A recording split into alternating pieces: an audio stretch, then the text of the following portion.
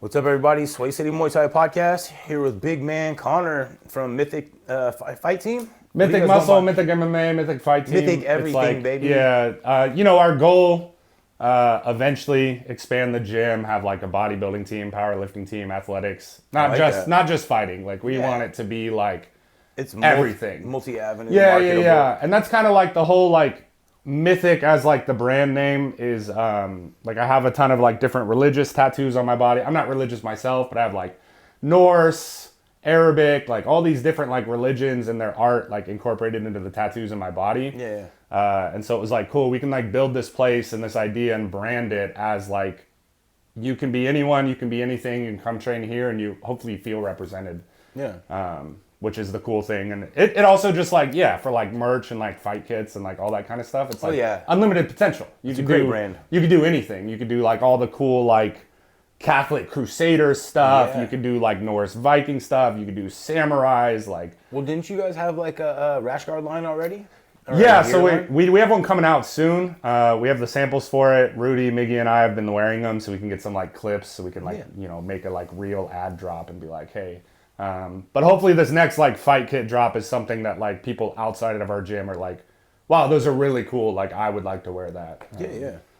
So we'll see, that's our first time doing stuff like this. We don't, like we said, fake it till we make it. We don't know what we're doing in regards to merch and stuff like that. More like, I like to use the words face it till you make it. Yeah. You're kind of also doing that. You're like, you're like confronting you're taking it head on. You're doing something you haven't done before or something like maybe you didn't think about like, oh, this is part of the process of like owning a gym or operating a gym is like all these other things to like not only brand your gym or like brand yourself, but also like, of course, obviously bring in some side money to help expand the gym and all that as well. A big part of it. And, provide something cool looking that, something that people are going to be excited to get. Yeah. They'll be like, this is cool. It feels good. Like, and then, something they're not paying like those major kits, like Hyperfly and all them. It's like $160 for a rash guard and shorts now. Like it's crazy. And they're buying, when they get them supplied, they're probably ordering 10,000 kits.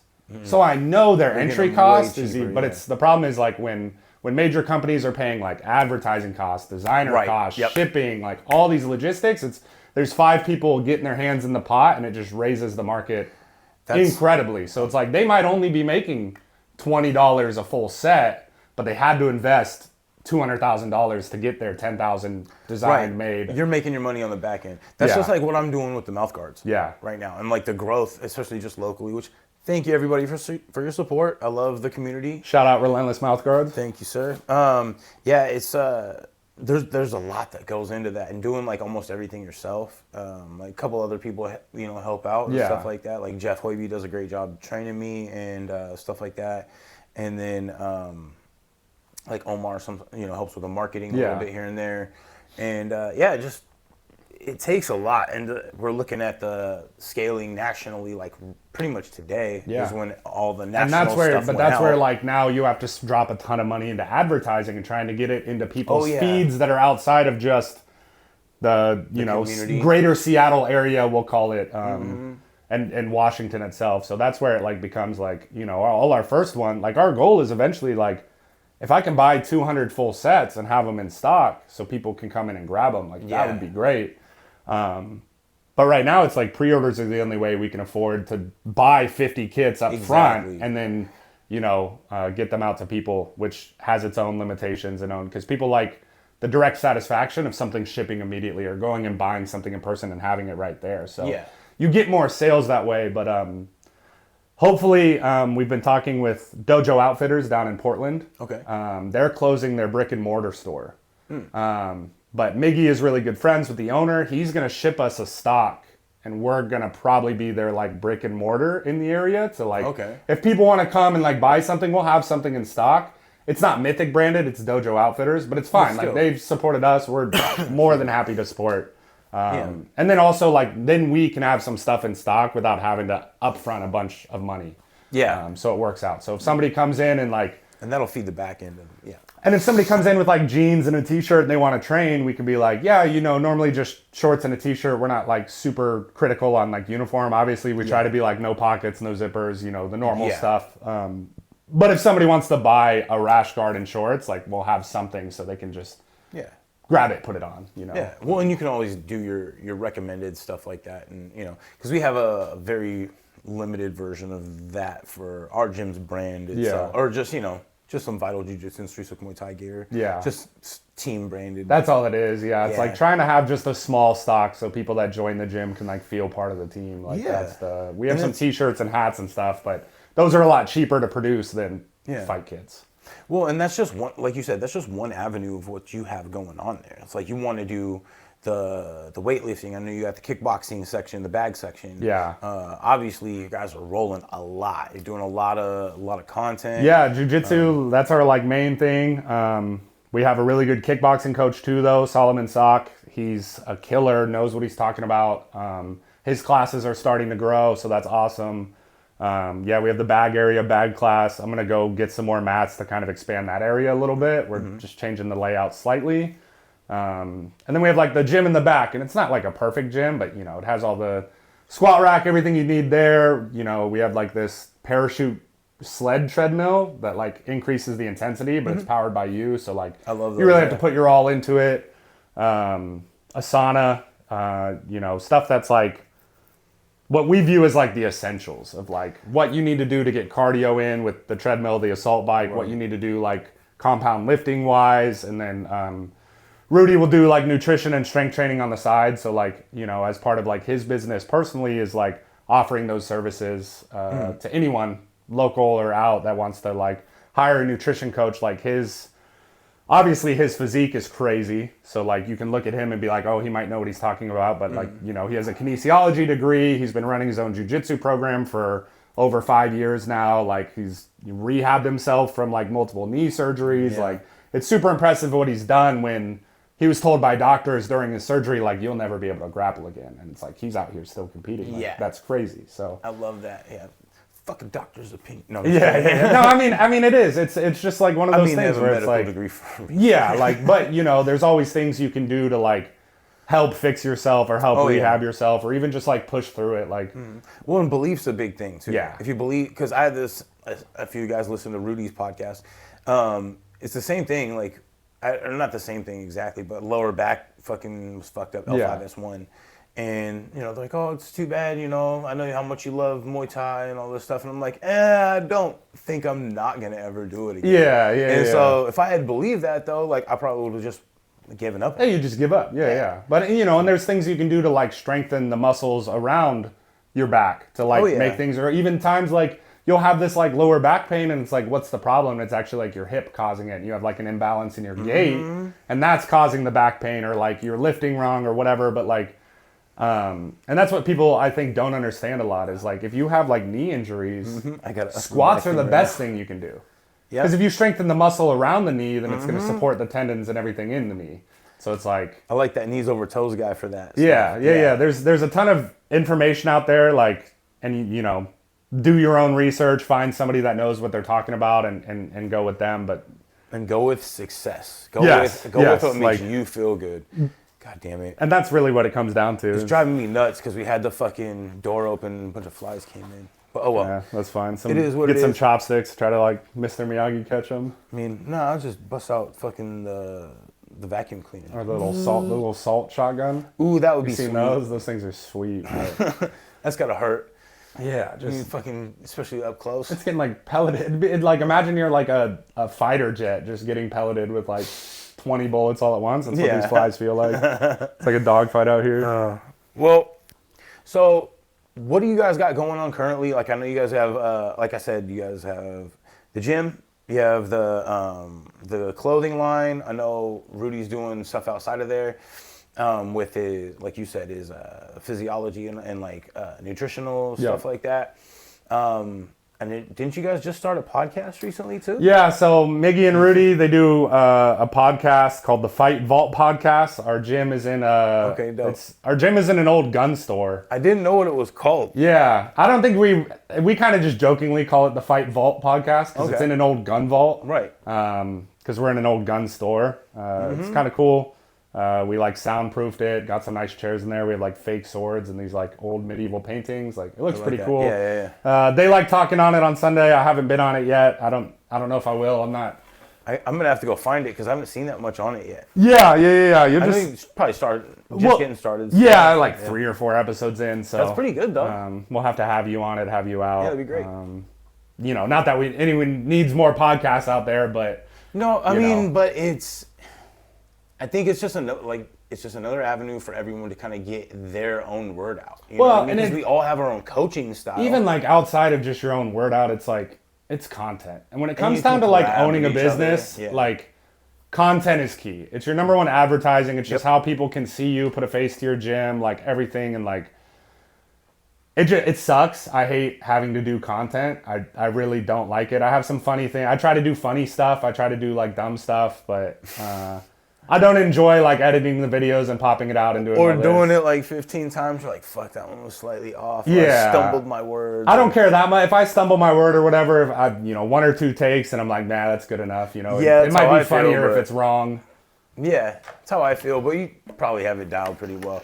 Man, when I was first starting out, I'm like, I don't know where to look. I don't know where to put my hands. Yeah. Or you're gonna like film like 20 seconds before you even start, so you can like just hype yourself up and then like, hey guys, and edit it out. Well, or like shout out to my boy Chris Ballar, Ballar Media, but he'd come out and do like the gym shoots, or like he's trying to do like content with the hooks and stuff. And I can't stand that shit still.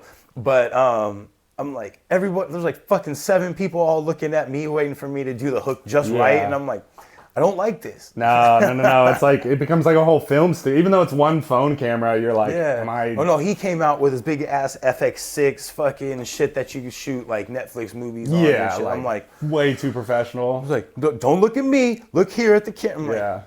I'm like, so I'm supposed to look at this, but not the person that I'm talking to. Look at this red dot right here, yeah. When I first started this, I did a clip for it just to try to advertise it. And I couldn't look at the camera, so I had like, I don't know where it's at. It's like the little head that you hold as like a focus put it behind. Yeah, I put it up there so I had something to look at. And I was like, this still doesn't work. Yeah. So I see why people stand there and hold it, because I'm like, all right, I can look at you while I talk. Yeah. You just look at like your face while you're talking in like a selfie version of like, hey guys, like we got open mat today, Yeah. It's still a little off, because I don't know anybody that wouldn't be, but I'm just more comfortable having done it this much now. Yeah, it's, just... It's never something I look forward to doing. It's repetition, though. Yeah. It's easier the more you do it. The first few videos, you're like, man, this was bad, that was bad, whatever. And you either get over it or you fix it or, anything. But hopefully you fix it, or some of these fucking flies from you. Yeah. So they're good. But, tripping. So what time do you guys typically start your classes? It's like 5 or 6 o'clock? Yeah, so after work class?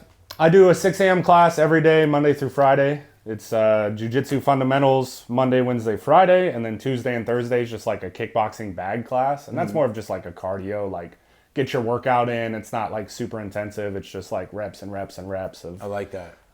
It's something you sorely need. It is something you need. It makes people better regardless. The cardio work, the like, just the soreness from just. Hundreds of reps. Conditioning on the shins, knuckles, shoulder, like impact conditioning. And then on the evenings, 5:30 to 6:30 every day, Jiu-Jitsu fundamentals, 6:30 to 7:30 all levels class, which is a different style level of class, Monday through Friday. Currently right now, Tuesday and Thursday from 6:30 to 7:30 is our kickboxing class with Solomon. Okay. We're looking to expand that a little more, so we'll be able to offer that a little more and up the value of the kickboxing membership. For sure. And just slowly putting together like weekend stuff. Saturdays we do a competition jiu-jitsu class. And then Sundays there's a little bit of MMA work that Solomon brings some people in. And, if anyone is interested, they can hit us up and get the invite. So nice. Yeah. Okay, cool. So you're right down there on, 25th in Pacific? 25th and Puyallup. Yeah, so 102 Puyallup Avenue. But you just hang a right there at, like if you're going to the Tacoma Dome, you can't miss it. Right there in the Dome District, right by the car museum. It's a cool spot. We have parking, which downtown Tacoma, hard to have parking, so it's nice having like a 50-car parking lot. Yep. And you guys provide your own security? you know. Yeah. I mean, yeah. No, we still get people walking in, like, because the neon sign for the gun store is still out front. I've been there how many times, and almost every time it seems like somebody's like...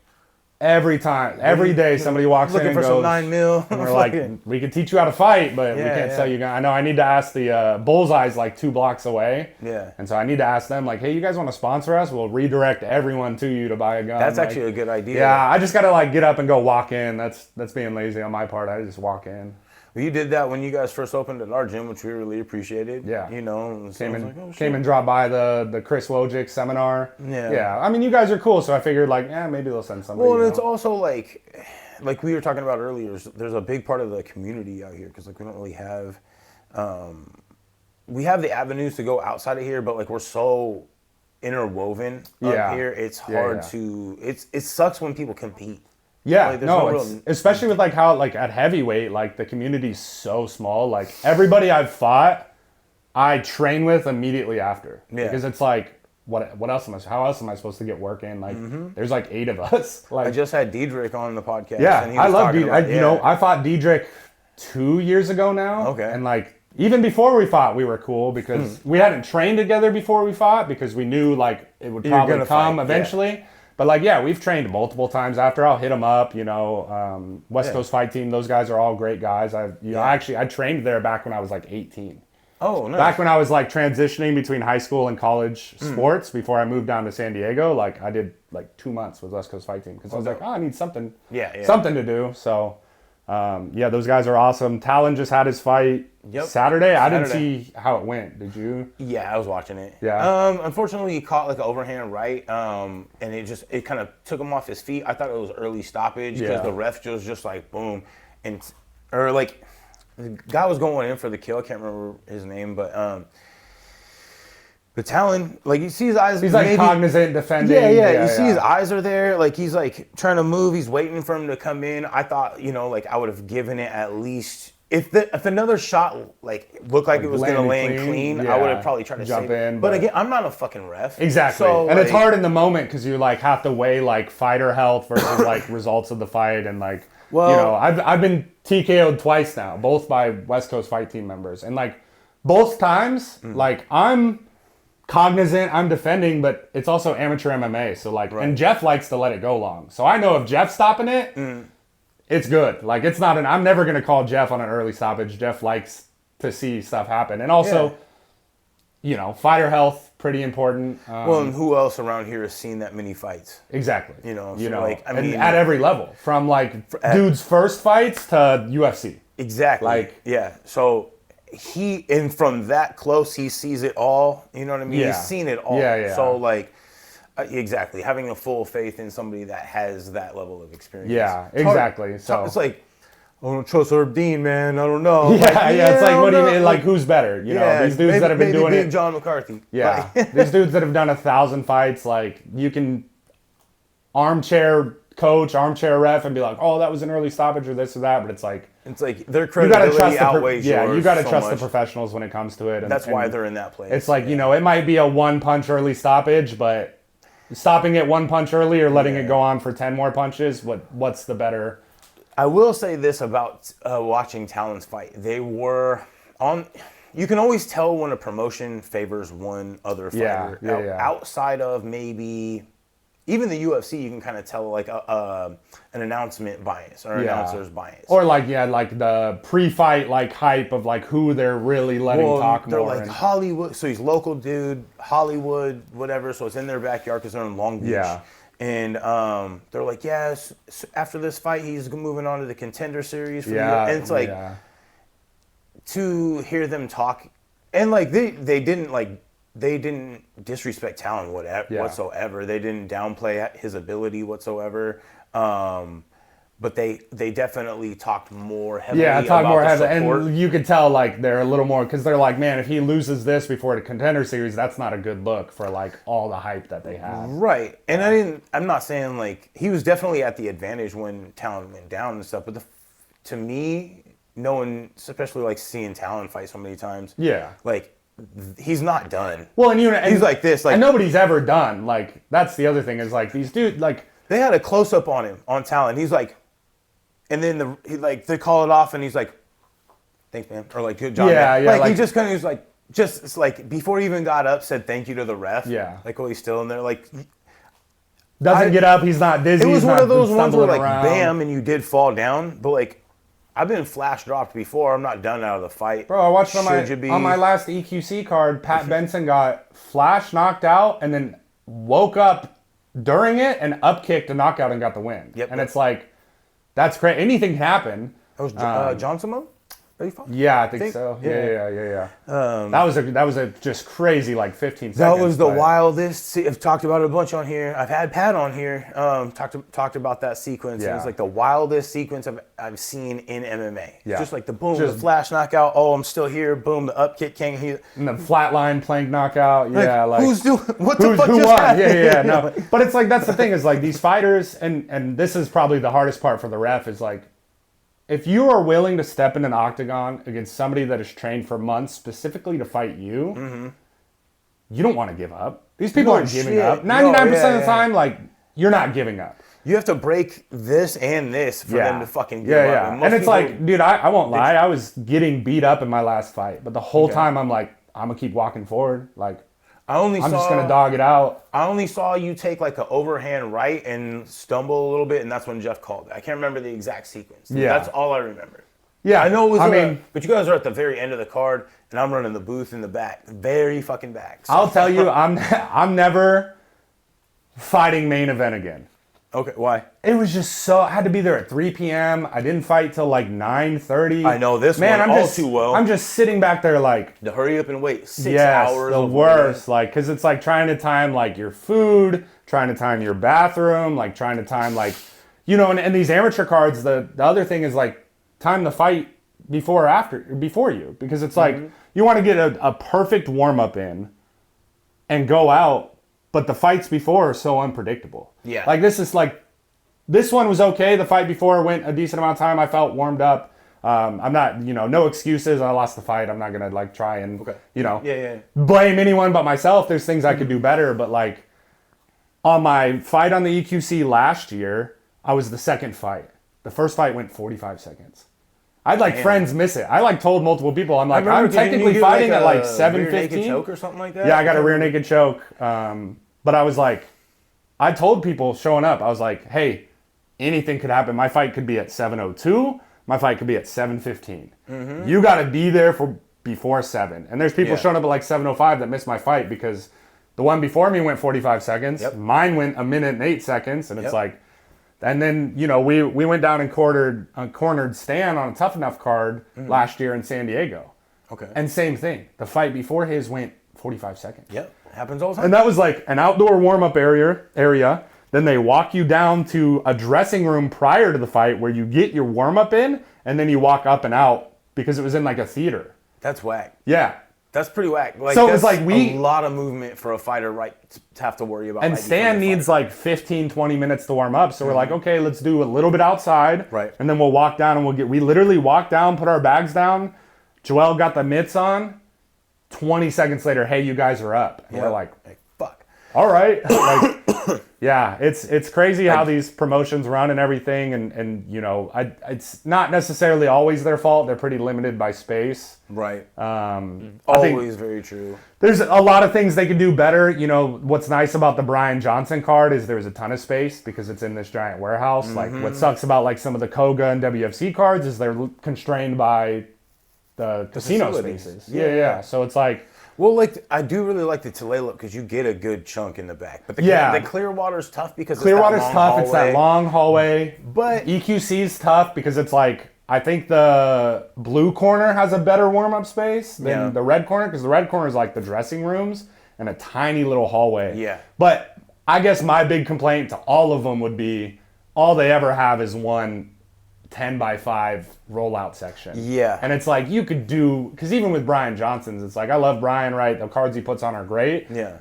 Get some mats in the back. Yeah. For both teams. Like there was some rubber mats that Zach grabbed out and just like we built like a little mat area. And it's like, it's not even really any better than the wooden floors, but like get some mats, Exactly. Well, and And I don't care what promotion it is.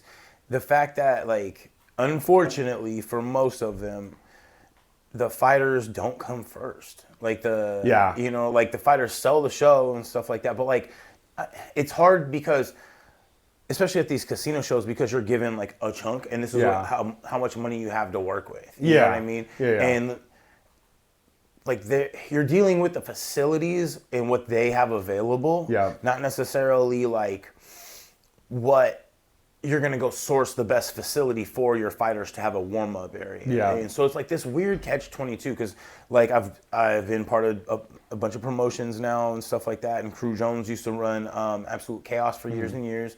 And so like I've seen a lot of different ones. Like we did at the Temple Theater, or at Landmark Convention Center below the Temple, but the big ballroom and shit. And again, you're in dressing rooms upstairs. Yeah. And it's enough space, but it's still tight. It's still tight. You can't like move around. You can't like... And it's very constrained. And, you know, like, I talked to Koga Joe when we were cornering a fighter on one of their last cards at Clearwater. And he's like, look, like, we don't come first. He's like, the casino can book a comedian, sell out the whole place with way less logistics, way less work. They don't have to set up an octagon. They don't got to set up, like, the camera crews. They don't got to do any of it. They don't have to worry about 30 fighters pulling up on time. Like, there's so much legit. He's like... It's hard for us too, and I fully agree with that. Like it is. Like they're trying to be in places where they can provide good view for all the what's the word I'm looking for? Audience. That's the word. Audience. Spectators. Spectators, audience. Like you have to provide a good venue to like cover them. You have to provide fair pricing to like get these amateurs or pro-ams like way better than the UFC. Like I can go pay $50 and watch 15 like stellar fights because these guys all want it. Like, yes, that's a no-brainer. But it's like then you get to the back rooms, you get to the things provided, and you're like, unfortunately, it's not entirely the card's fault. Right. But I feel like there probably is room for them to give a little. There's a little margin they could give more. Yeah. For sure. Like, so there's always something more that could be done. Like, I don't say more that could be done, but. Especially like in the moments when you have to get ready, it really does suck if you're... So like I was talking about this the other day, first couple of fights, it was like I'm in the back room and like 15 feet away from my opponent. Warming up, like, and you can see each other. And I'm like, this is... What the fuck am I doing, man? Like, or even just like the fighter meetings like before and stuff. It's just like weird. Oh yeah, those are always fun. You gotta like dap up your opponent or whatever, and like it's no problem. Dap up my opponent, give him a hug, tell him good luck. Like I don't have beef with any of these people because I think local beef is stupid. But like, do I want to have to see my opponent before? No. Yeah, because I never wanted to see them before I had to fight them. Yeah, I want to see first time I see them. I want to see them in the cage. Yeah, and because you have to like as a fighter, you have to like change this mindset when you walk in the cage, and that's the hardest thing. I feel like people aren't that good at that. Is like. I don't like to spar, especially because of my size, because smaller guys tend to try and hit me as hard as I can because they think I'm going to do the same thing. And so I like try to be very careful when sparring people in different sizes. Sheer size does make a difference. Yeah. Like I have to be very careful when I spar people of different sizes, and I have no problem doing it. But like a dude that's 185 that still hits hard, hit me hella hard, and I'm like, man, I don't want to like hit you back like that. So I just play that. But it's like when I get into a cage, it's different. I have to like really like flip, and it's something I had to do for football and baseball as like a pitcher, a defensive end, like whatever, like. I can flip that switch, but like I don't want to have to flip that switch before I step in. Right. I don't want to like see my opponent that I know I'm gonna try to kill later. Yeah. 6 hours before the fight, like. And it happens. It happens. You know what I mean, like pretty much every time. And it's like as like fighters that are trying to take this to like the highest level, like the UFC, the One Championship, like all that, like you're gonna have to do press conferences against. So that it's built into the fighting game. It is, yeah. But it's something that like you're uncomfortable with. It's something you've never had to do. Like growing up playing sports, you don't like see the other team and dap them up before you play like the captains do. But that's right before. That's right before. Yeah, exactly. I mean, even the press conference isn't as bad because it's a media thing. It's not like post weigh-ins where I'm walking past my opponent 5 times. Yeah. And like I'm like, oh, what's up, man? Like. Almost feels fake It's not that it's fake. It's just not as sincere. Because I'm not like, what's up? I don't want to talk to you about how like, I don't hate you. I don't have beef with you. Like, I'm sure we would be boys. But, like, right now, today, I don't want to interact with you until post-fight. No, the mission is not done. Like, it's kind of like, so what I like to attribute is everybody knows what the Mamba mentality is with Kobe Bryant. Yeah. And so you see almost every fighter has a version of that. Like every true competitor. Yeah. They're like, they have a version of like, and so to have to kind of put that aside for a second and be like, what's up, man? Because like, I'm not trying and then try to like flip back into that. Yes, it's necessity that you have to go in and out, but it's just uncomfortable. It's There's uncomfortable. no better way to go. Because I'm really not trying to be a dickhead before the fight. Well, and so here's another thing is I hate having to go to in-house gym shows and do fucking weigh-ins there. So like if I go to, like one time I went to Victory Athletics for their very first, it was in Lakewood, very first like King of the Ring or whatever. And I have to go in there and I'm like, dude, I got to go weigh in here. But it's like, I'm weighing in their gym, in their facility, with their coaches. They're taking my weight. It's just me. I'm like, this is like me against their whole hood, basically, is how it feels. And I'm like, I mean, I'll do it because it's part of the job. Yeah. It's part of the mission. But like if you hold it over at the Ram, then it's like everyone fucking that's eating's looking at you because that's happened plenty of times too. Or do like a weigh in here or a weigh in there. And it's like the best one, but it's the least professional is the video weigh-in, in my opinion. Yeah. It's the least professional because there are ways around it. You don't get to control it. You don't get to write it down yourself. You don't get to have official. But it's like nobody has to go out of their way to go weigh in at like a casino 2 hours away or whatever, you know. Like, you don't got to deal with the whole, I just cut weight like a motherfucker, and now I got to go see a bunch of people I'm not comfortable around right now.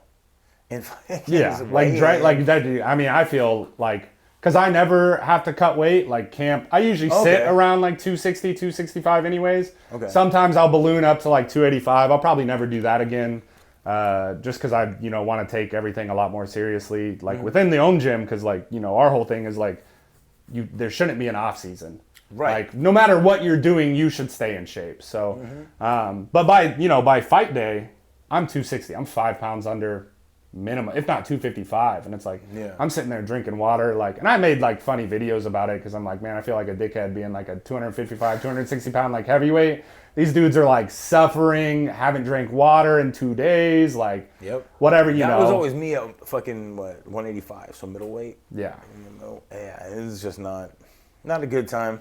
No, it's like I mean, if I really like locked in, cut all my fat, got down to like 225 and fought at 205, I'd have to do that. But I'm like, man, I don't know. That's a lot.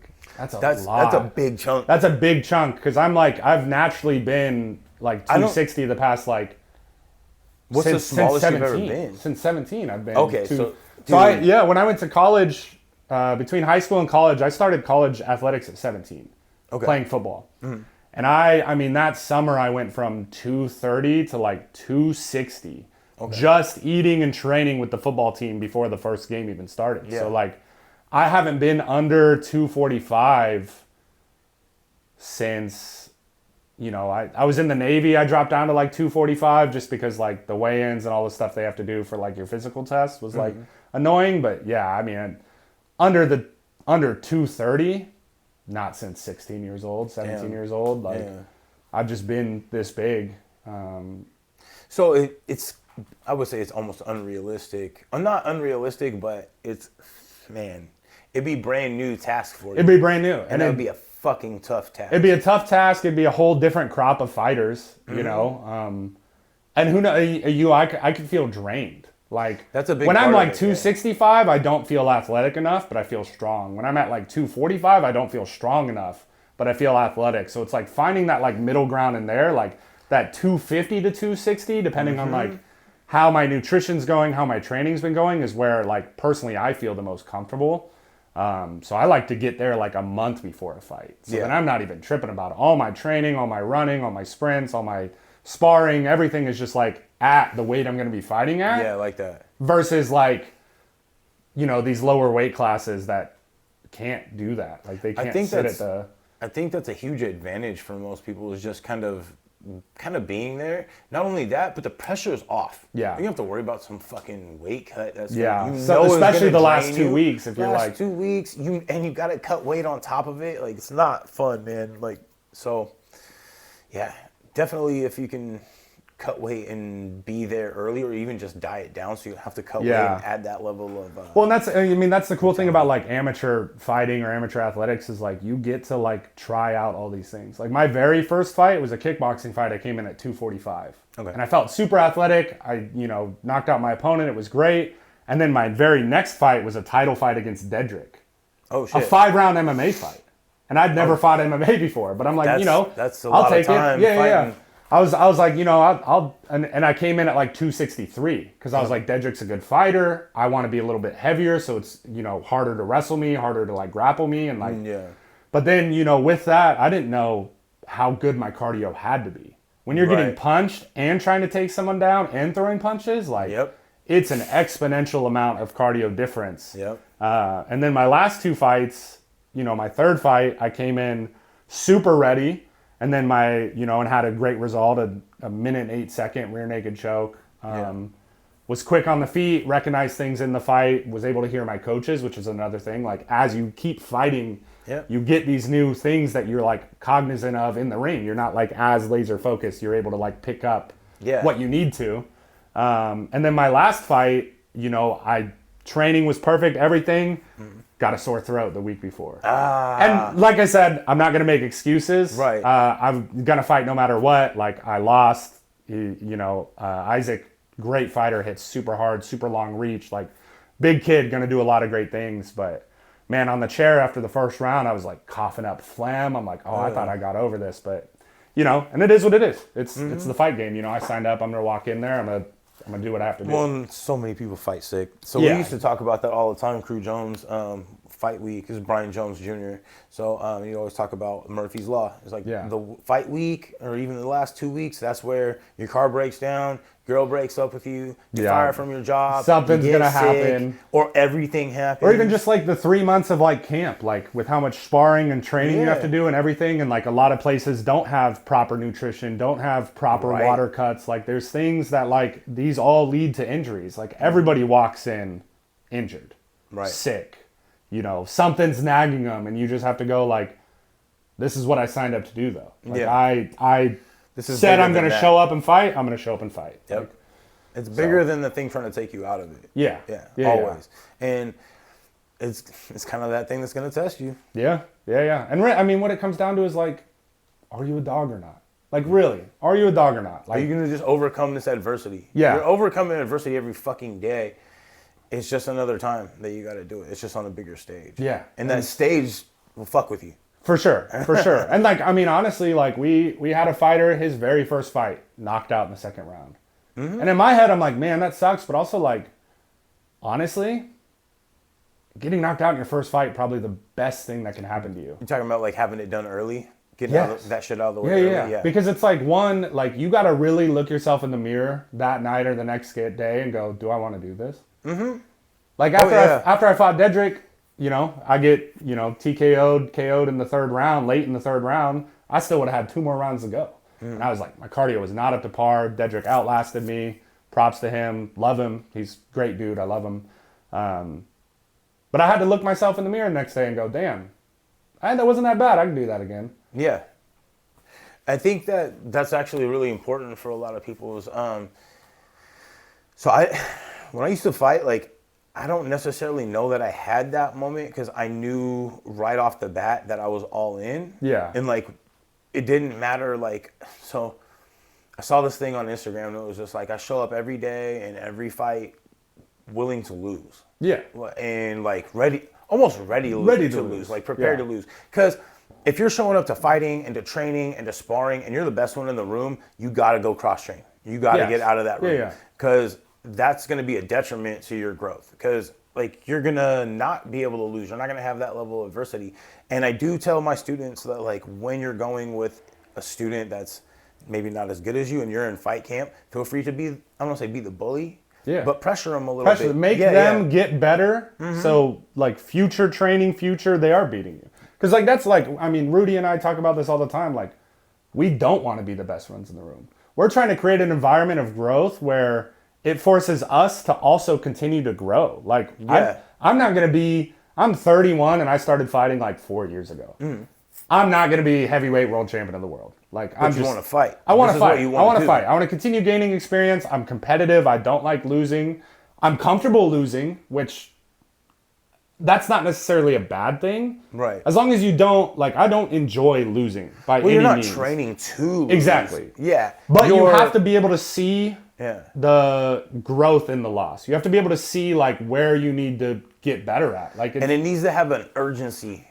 Yeah. Like, and I think that's kind of what I'm attributing that to is, like, when I go in there, I'm like, I know this room, like, exponentially. Like, I still have that as a coach there, like Juan, Crew Jones. I'm like, all right, I'm gonna get beat up tonight. Today. I'm gonna get and that's whooped okay. Today. Like, how many times have I had my ass whipped? Plenty by this time. Plenty. It's gonna be okay. I've had hundreds of people see me get knocked out. Like, it's not a good feeling. And I've been in that gym in that room getting my ass whipped my entire time I've been fighting. Yeah. So you keep showing up. Yeah. Like, that's you know. And you kind of prove it to yourself, but at the same time, you're hitting the bag when you're shadow boxing, when you're doing all this stuff. It's not like with the thoughts of, I'm gonna go get my ass whooped soon. It's like, I'm doing this to get better every time. So I'm doing this so I don't get my ass whooped. Yeah, exactly. And then same, like, you can create that, like, energy, that growth in the room to where, like, now I know I'm gonna go into my own gym and I might get my ass whooped today by some 22-year-old that's been training with us for, say, 6 years. And he's just a big dog and he's dogging people out. And it's like, cool, good, because I'm getting better to make him better also. Yeah. And that's, like, just that environment, that competitive environment you have to cultivate that, like, we're trying to do by continuing to compete. Like, Rudy with his knee surgeries, 31, 32 years old, like, still, and we don't compete in Masters. Masters division in Jiu-Jitsu is 30 up. What good does that do? Right. I'm going to compete with the 22, 23, 24-year-olds that have been wrestling their whole life and picked up Jiu-Jitsu a couple years ago, and, like, that's the thing that's going to get me better. Like, I just did a tournament on Saturday.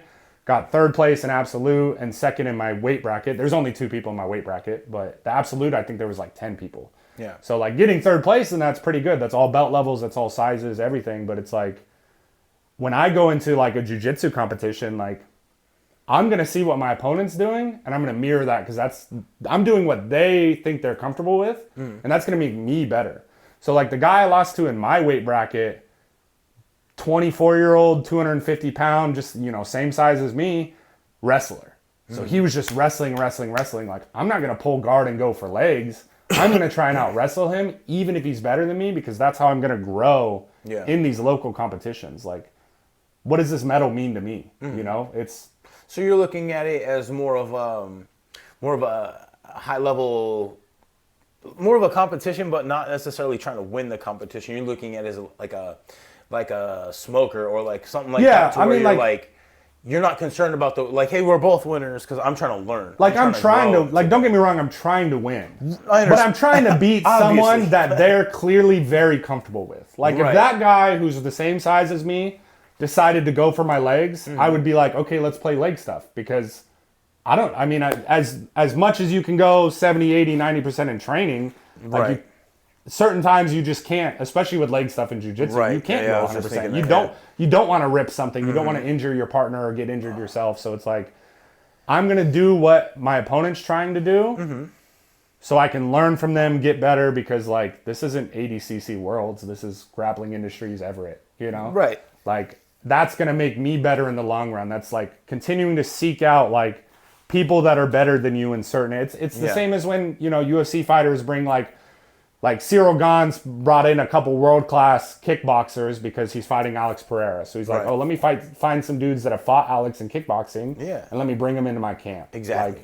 Like, Sean Strickland brought in Jake Schwartz for wrestling because he's going against Hamzat. So why not take a national champion wrestler that's still wrestling and bring him in and be like, this is where I need to get better. I have 100%. To bring in someone who can beat me up in this field. Yeah. But it's hard to do that locally on a smaller scale. Right.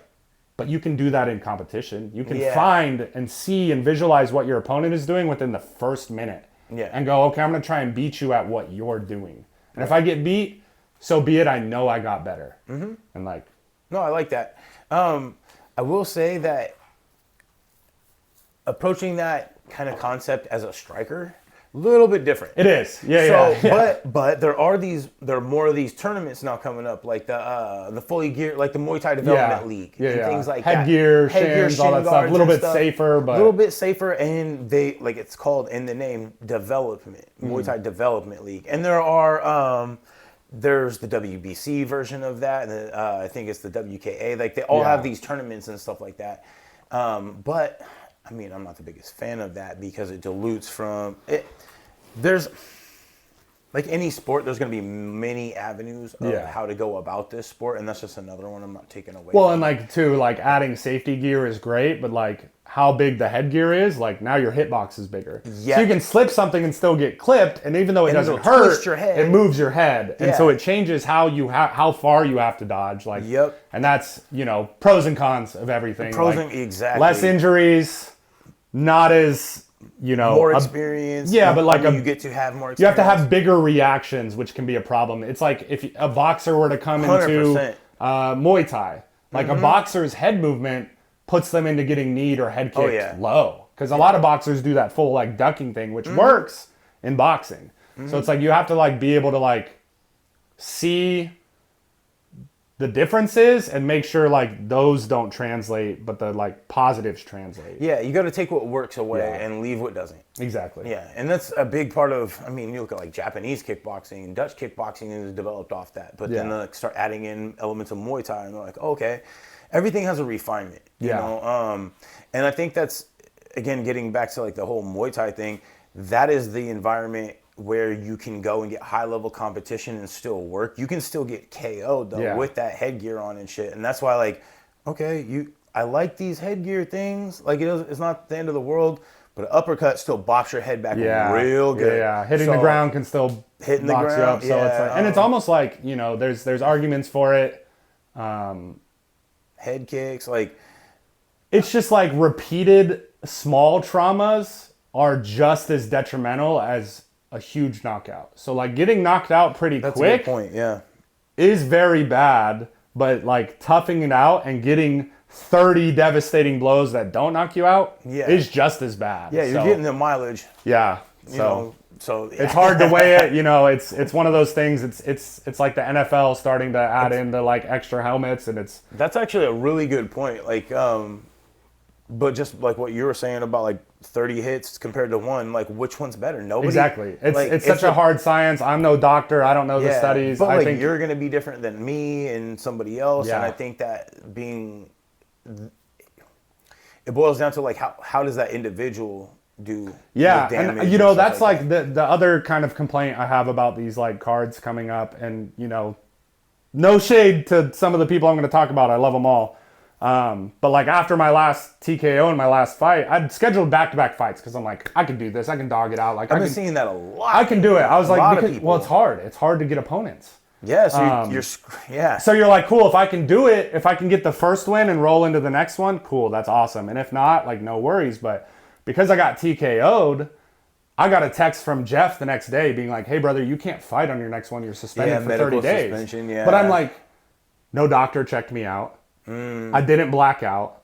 I've had like major concussions in football and everything, and like I don't feel that and not to be like, oh, I'm so tough, I didn't have a concussion, but like but truly, I was like, agree with that call, is what you're saying. Yeah. Okay. And it's not like I'm not upset that I couldn't fight 3 weeks later.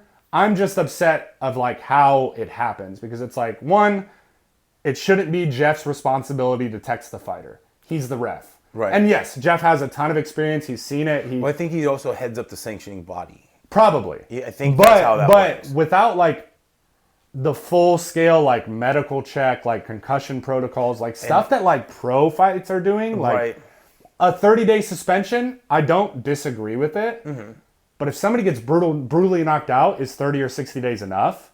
You don't know. Right. Like somebody could need 90 or 120 days. So like the protocol needs to be better, right? If you're not doing like, hey, we're going to give you a 30-day suspension, we're going to give you a 60-day suspension, but with that, like you need a pre and post cognition test, even at that 60 day. Like that 60 days should be like 60 days off before a protocol test to make sure you're good. Okay. Because like, it might not be enough. Right. 100%. Like it, and like you were saying, everybody is different. Like everybody's skull thickness is different. How their body reacts is different. Like I'm not disagreeing that I shouldn't have been suspended for 30 days. But you think that it should have been like further reviews? There should be further analysis if you're going to suspend anyone, because 30 might not be enough. 100%. It should be almost stricter than just if we're going to really like truly grow this as like something that can be safe, even though it's, very dangerous. It's like, you need to like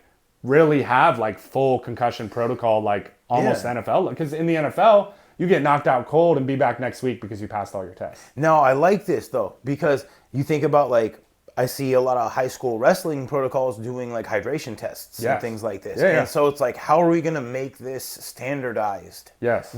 Like across the board. And amateur combat sports is still the Wild West. Yes, let's be real. It's still every state, it's every getting better. Fight, like, it's come a long way since when I used to fucking fight. Oh yeah.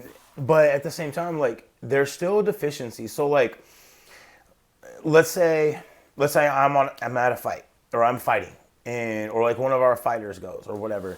Like, what sort of protocol does that not that sanctioning body necessarily, but like that, say it's we're fighting at Mythic fight card. Mythic fucking whatever. Yeah, whatever. Mythic MMA's fucking first fight card. And then, like, what sort of medicals do I... Because, like, all right, on the 16th, we've got one of our fighters, Nusa. She's fighting... it's under the WKA. Yeah. And she's amateur. This is going to be her first amateur fight, actually. And... But she has to go and get the physical. She has to get the blood work done because it's under this sanctioning It's under body. like a national sanctioning body. Like you have to have like blood tests done to make sure you have no like transmittable blood diseases. Exactly. Like, yeah. But I really think there needs to be more cognition built into that. I think so too. I think so like, let's say, okay, when's the last time you competed? Like even if it, good, bad, otherwise, because like you said, what happens if those 30 shots equal up to one shot for another person? Yeah. Everyone's different. So I think regulation is good and bad. Now, people are going to be like, fuck that. Because people are going to... There's always going to be workarounds. Because realistically, when it comes to this, is like, who's going to do it? Who's going to put the money for it, right? If this sanctioning body says you're suspended for 60 days... In 60 days, you got to come back and take a concussion test. You got to do all this, and then if you don't pass every week, you have to take this test. Yeah. Who's going to do that? Right. You'd have to put it on the gyms. Are the gyms going to follow along? Nope. No, they're going to sign off because most of these gyms, not for better or worse, like fighters are their dogs. They want to go out there and fight. Yeah. They don't really care about all this, like. Well, and there's no guarantees. Like as an amateur, like first amateur fight, like you do all this kind of stuff, and it's like, dude, I did all that to go out there, and like let's say somebody gets KO'd in 30 seconds. It's like I did all that. I'm never gonna do it again because they're like, oh, I don't and then want they give up. Anymore. Yeah. They stop coming to the gym or whatever. So it's like, or other priorities happen too. Let's say that it's not that their heart's not in it, but like. They go back to work because you know how much fight camp takes out of you, and you have to go get caught up. You have a kid, you have anything that like delays it, and now like you just don't have it in you anymore. Outside life tries to draw you out of fighting all the fucking time. It tries to pull you out unless you are so locked in. Like this is what I do. This is who I am. You define yourself by it to a degree, but there's always going to be something to draw you back out. So like if you have all that regulation. And then fucking you're like, oh, I did all this stuff. I paid all this extra money. Yeah. Because that shit is not cheap. No, and that's like my biggest complaint about like jiu-jitsu tournaments is these things are like $100-$130 to go get like one opponent. Yeah. Like, come on. Like. And you look at it like, well, like you said earlier, like, well, they have to operate at this huge input and then they're trying to trickle a bunch of that back in. So then they're selling fight photos or they're selling photos. They have other packages or whatever. There's vendor booths at some of them and stuff like that. And that's like what we try to do with our gym. Like we hosted seasons beatings. Yeah. And we did 3 brackets, 8-man brackets, and we did a $20 buy-in. And that $20 buy-in, that $160 just went straight to the winner of the bracket. I like that. And the only reason we did a $20 buy-in is because we did the submission on the sound the year prior. Yeah. And we had people pulling out because it was free. And so we're like, we have to balance, like, how do we make sure that people are actually committed when they sign up to our limited size bracket without pulling out? And it's like, okay, most people can afford $20 for a tournament with the chance to win that back.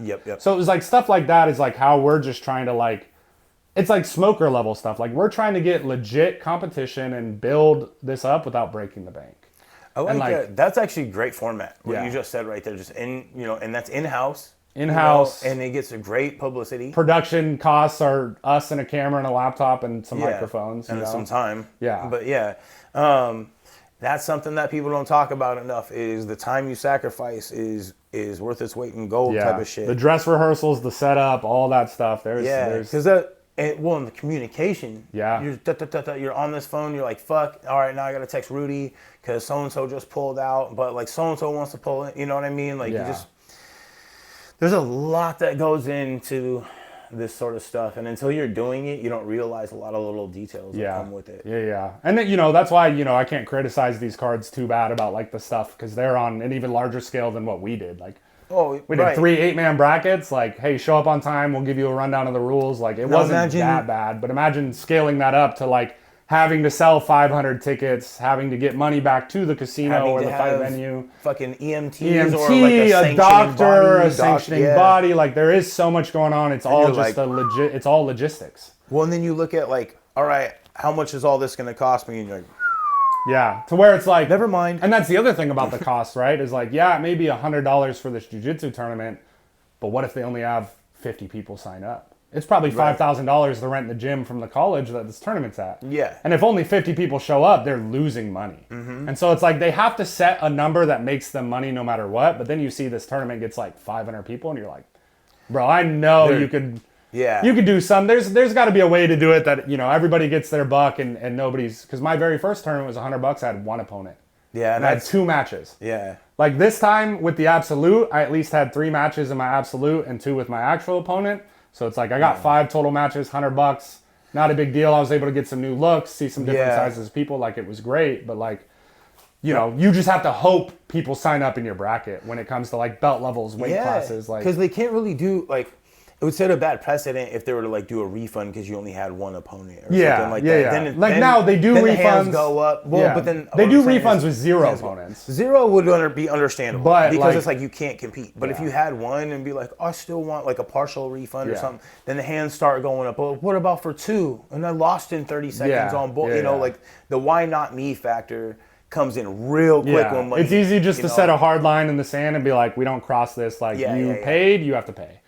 And that's typically how most businesses are done. And so like I don't do jiu-jitsu comps or anything like that. But understanding that the business side of like doing all this stuff, plus they're gonna have to pay the photographers, they're gonna have to pay the medics or whatever, or they have to pay all the refs. They got to pay people running the event. And so like, again, just watching that number go up and up and up, they have to, because like, again, Absolute Chaos, talking to Brian Jones, a bunch of times he'd be like, we either make or lose $4,000.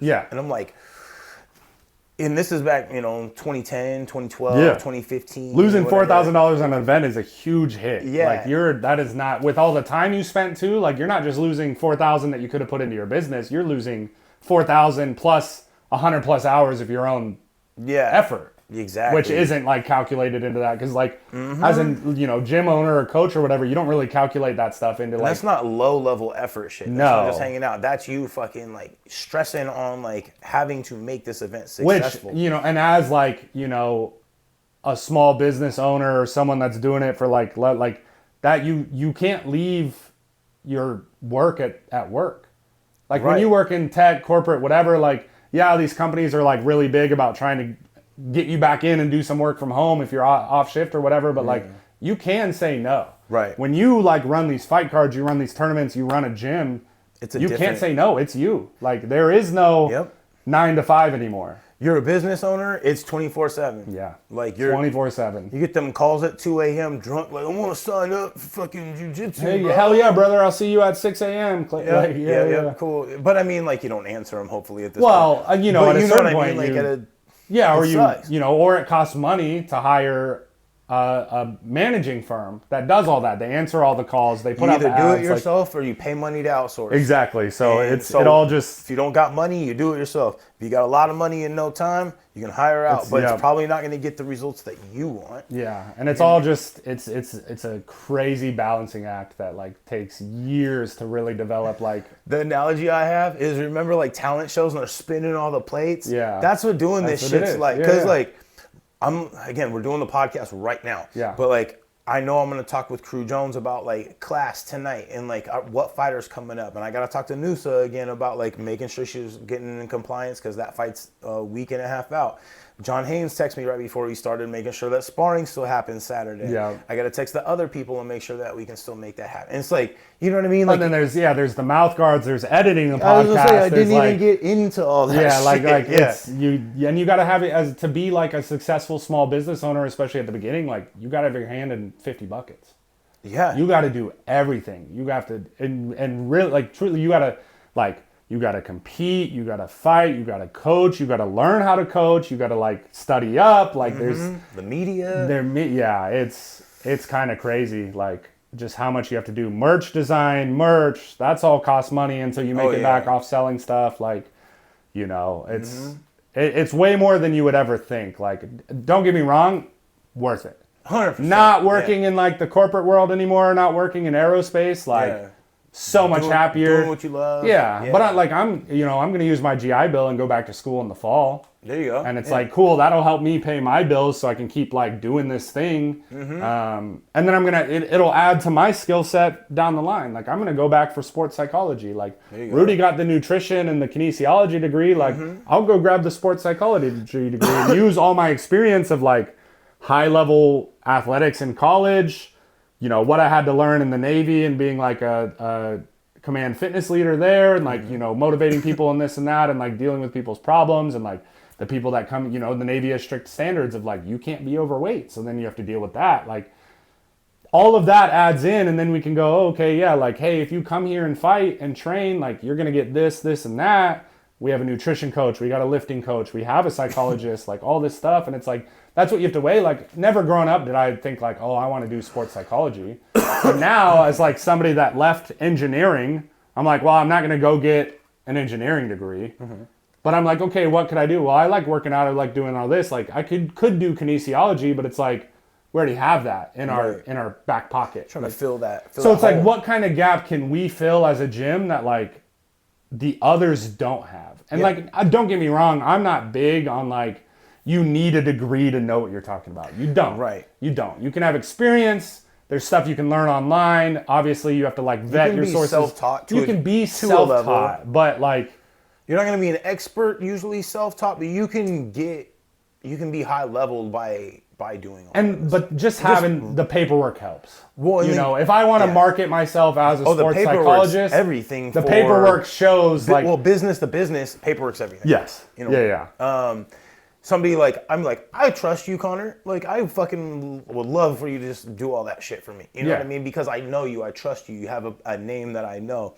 But a business looking to do business with you, they need that paper. You have to. Everything has to have a paper trail. Everything. The government wants a paper trail. Like it's just. Yeah, that's where it starts. And even like it's like, bro, I opened a gym with two of my best friends. Yeah. But we have paperwork in writing of like how we can disband, how we can do anything, just in case we get to the point where we're like, this isn't working. Yeah. Let's split amicably and not ruin our friendship. It's like a prenup in business. It's a prenup in business, and it's like it's something we have. It has all our responsibilities. The issue has been addressed up front. Before expectations are here before we even get a. Then that's part of like why we came in as a group of three, like Miggy, Rudy, and me. Was like, there's no matter what happens, 2/3 majority is ruling. Yep. Now there's like if somebody is so like adamant about something, two of us 99% of the time would be like, you're that adamant about it, let's go with it. Yeah. Your conviction is so strong, as friends and as business partners, we're gonna go with that. But the rule is a 2/3 majority. So it's like, if we were adamant about something else, it's the two out of three wins. And it's like 2 out of 3, shake hands, dap up, okay, cool, no hard feelings. Yeah. Get the next one. I like that. So it kind of goes So you'll go business and friendship relationship before it has to come to paperwork terms. But I like that. You're like, if you didn't have that sort of business relationship, I'd see that, or in friendship, I'd see that. Let's see, if you guys were satellite or remote in a different field, there could be issues because the whole 2/3 saddles up, it settles it. It settles it. It really comes down to like, it's not just 50-50 headbutting, neither of us is budging, like the third person comes in and picks the decision. And I always was very adamant about doing all these things. Like, it's very hard for me at this stage to not defer to somebody else, but I want to do the owner operator thing. And create and build and delegate all my weaknesses. You know what I mean? And build on my own strengths. Yeah, but you also want to build some of those weaknesses. But it's hard to it's hard to like let go though and be like, hey, you have some control, I have some control, you have some control. Like, well, it's something that like I've seen so many fallouts. Yeah, you know what I mean? Like, I'm not willing to 50-50 co-own anything at this point. Yeah, you know what I mean? I think you either have to sole owner or 1/3. Yeah, like like truly, because it's like. I mean, I had this, when I got out of the Navy, I bought an Airbnb with a buddy. And we were 50-50. And, we started having a lot of problems down the line, especially when it came to money getting tight. Oh, yeah. And then it was like, it got to the point where I was like, I want out. I want out. And he was able to refinance, because of all the repairs we did, all the remodel, everything, he was able to refinance, pay me out what I was in, and split ways. But, like, it ruined a friendship. Like, all the time, dude. All the time. Just... money is usually the one that you hear about the most. Yeah. And it's because you can quantify it. Yeah, it's money and then the control. Yeah, because control is usually the other one. Yeah, because it's like, like you have to be able to like give up some of that control when you're in a 50-50, and it's very hard to. And that's, I think for me, that's the biggest one. Yeah. Is like, because the money is money. Like, you have a ton of money or no money, I'm gonna continue to work no matter what. Yeah, like, I'm gonna do what I have to do to be able to take care of. It doesn't matter how much money I have inside that gym. It matters the work that I've put in there. It doesn't matter if I have a ton of money or if I'm flat broke. If I'm in there, and so I try to approach the business like that. But control, like, I just, for my own personal, this isn't because I need like people under me. Like, and that's why most of this stuff is just self-employed, not an owner-operated, not CEO or any of those grand fucking terms, because I'm also the fucking janitor. Yeah, you know what I mean? So you got to be everything. Yeah, I'm the one that scoops the shit. You got to clean, you got to nail in the 2x4s, you got to build the kickboxing. I'm my own exactly. Yeah. I'm my own surgeon. I got to, it doesn't matter what you got to do, but having the control over myself to be able to do these and make these calls, because like when I worked at Winco for a really long time, I was a journeyman meat cutter, and I loved this guy to death, but our manager was very controlling. He was like, I'm gonna lock this in so you can't do it. Army Ranger dude. And again, I don't think he's like a bad person, but like some of these things, like, I'm just not that kind of person. Like, you're not going to be able to do that. And I'm going to work my way out of this. Yeah. You know what I mean? And so now, having the freedom that I do have, like, that's everything to me. Like, yeah, and we're pretty good about that, with like having the freedom to like do what needs to be done between any of us, and it's like, you guys seem like with you the have support really too. Chill. Like, support each other. What's cool about it too is it goes into our training style. Like, our jiu-jitsu is this new age, like, constraint-led approach, or ecological. Rudy was on here breaking it down. Yeah. So like, that is like, it's freedom, right? We give you the starting point, we give you what you're not allowed to do, and we give you the end result. And everything in between the starting and the end result, feel free to figure it out. Yep, like, I like that. We can guide you, but like, figure it out. And if you figure something out, if you found this path to win, do a different path next time. I got you. You can spam that same path, no problem. Yeah. Try something new. Try to find that new freedom. Like, so that's, it kind of does like reflect into the business of like what we're trying to do and what we're trying to build, and like the community and freedom aspect, and like, yeah, it's awesome. I like that. I love it. Well, and it promotes, like you said, it kind of promotes the freedom and the, you get to mentally be free to grow. Yeah. That's a big thing. Not mentally being like, I have to do it in this form, because how many times as students have we heard somebody be like, you do it like this, you do it like this, you do it like this, right? And then you go cross-train somewhere else. I'm like, yeah, I do it like this. And you're like, I can do it now. You're like, oh, I can do it like that? Just from hearing, it could be the exact same technique, though. and just hearing it worded slightly different, and it might click. I see this a lot. Like, I mean, as a coach, I'm constantly throwing out messages. So certain messages get lost. You know what I mean? But then they'll hear that message from somewhere else, and they're like, "Oh, this is a good one." And I can't take that personally. Yeah. Because my goal is for them to get the message, not for them to get it. And however they get it is they get it. But it's like, you know, it comes down to like, there's like a standard way to teach athletics and like an athletic stance, whether it's anything, baseball, football, fighting, like there's an athletic stance, there's like footwork, there's all this stuff that is like standardized. Right. But it doesn't work for everyone. You're never going to teach somebody to bat like Ichiro Suzuki, but he's a first ballot Hall of Famer with an over 300 average his entire career. Yeah, he can tell you how he did it. Exactly. But you're not going to teach somebody to do it like that. But somebody clearly never constrained Ichiro to go, this is how you have to swing a bat, and it worked out for him. Alex Pereira fights with his hands down. Yeah. You're never going to teach somebody to... But this guy is a multiple world champion in multiple weight classes. Like... am I gonna go up to Alex Pereira and go, hey, your striking is wrong? Nope. Fuck no. So there's you might even be talking about the same thing. There's a Joe Rogan clip where he talks about this. Have you heard this? I've probably seen it. Yeah. Where he's talking to Dominic Cruz. You can listen to the one of the episodes. But he's like, I could watch a silhouette of somebody moving around. He's like, I'll know it's you. And he's like, I will never teach somebody to fight like that. But you're so good that I can't tell somebody not to do it. Correct. And so you remember Darren Smith Jr.? Yep. Yeah, Hollywood. Yeah. So he does the same thing. I call him ball rock. Like, fuck 50 he Cent. just walk forward. Hands down a little bit, but he has like the perfect approach to how he does it. Like, I can never correct him because he's so good. I can tell somebody else like, that's hey, new, don't mimic that yet. Because and I could be like, here's why. And he's high level enough that he can cheat. Yeah. And that's you have to know the rules before to be able to break the rules. So it's one of those things where it's like, what we get to do is give you a set of rules for this specific game. Yeah. Once you can figure out the freedoms of that, when you go into a fight in a jiu-jitsu competition, the rules are gone. So you can break anything. You can do it however you want. There's no constraint anymore. The only thing is you start when the ref puts his hand down and you get a finish. Yep, that's the game. That's the game. That's the fighting game. Everything from the start, the name call out, the combate in jiu-jitsu or fighters you ready, fight. Everything after that is free. Yep.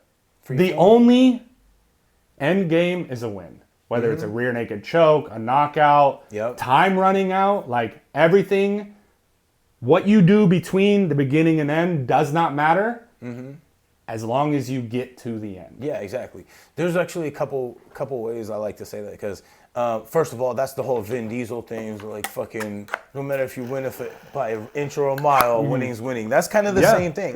Think about, and we can dial it all the way back to what we were talking about Pat Benson. Yeah. You know what I mean? Got dropped, up kick, boom, won the fight. Like, it's a win. Win. And coveted because of the fact that you got dropped and you didn't quit or whatever. Yeah. Coveted more than just somebody that gets knocked out cold, like, oh, great job.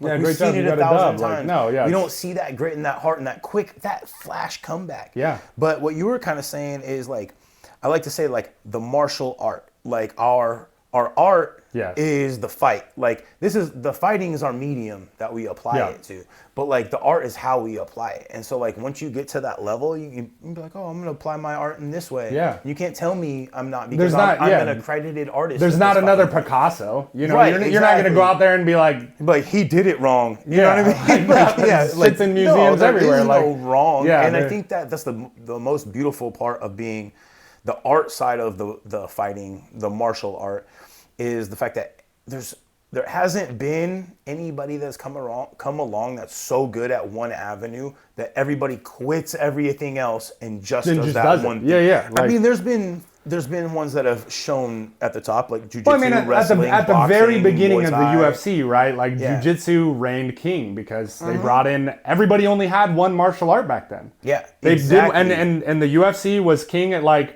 we're going to find out which martial art is the best. But then as it evolved over time, it's like, oh, you got to do all of it. Yeah, exactly. You can't, it's like, oh, what do you mean? Like jujitsu. No, there is no one. We got to. When jujitsu takes you down, if you don't know how to do jujitsu, you're done for. Yeah, you're like, oh, this jujitsu guy's. But if your jujitsu, if your jujitsu is good enough to stuff a takedown and stop an expert from continuing, now your advantage is being the better kickboxer. So you can't just be good at jujitsu because somebody will come along that'll be just as good and can punch. Yep. So it's like that's where it becomes this whole thing, and that's like the beauty of like the CLA is like every drill is a miniature fight. It's 6 minutes of this is the fight. Now there's rules around it, like we said, but like it's a fight. It's ever changing. It's art. It's not just put the leg here and do this, wrap your arm around their neck and do this. Yeah, like give you mechanics on how to operate. But the mechanics aren't the same when somebody's legitimately trying to fight back. Right. Like, exactly. Yeah. The drill mechanics, exactly. Yeah. I mean, I go over the mechanics in my fundamental class all the time, and always make this approach. Like, the mechanics are the same. Doesn't matter what speed you're going, because cars. Yeah. Cars, whatever. Your engine is going to operate in the exact same order, whether you're at 1,000 RPMs or at idle versus fucking 9 grand. The firing order is the exact same. Firing orders are the same. So, like, to have the mechanics down is your foundation of that. That's like handing you, like, let's say it's painting, like we were referring to. That's like handing you the paintbrush and giving you a canvas and giving you paint. Yeah. Like, that's your foundation. That's the foundation. Is your, But this is your brush and canvas. How you apply it is up to you. Yeah. Whether your combo is a jab, jab, jab, or a jab cross, or a jab cross low kick. Well, and if you throw a wonky hook jab. Yeah. Like Dylan Potter, like every time I spar against Dylan, he comes from weird angles. Everything comes like different. It's like you wouldn't teach somebody brand new off the streets, hey, this is how you throw a 1-2. Right. But Dylan does it in a different way. And it's good to see, and it's hard to counter if you haven't sparred him a bunch, because he's done it for so long that he's found his style. Right. But I know nobody's teaching him that style. Like, exactly. He's developed it. Yeah, so. Yeah. But there's a lot to be said for different styles as well, because you get somebody that's so well versed in, like, let's say it's Muay Thai, because that's what I'm about.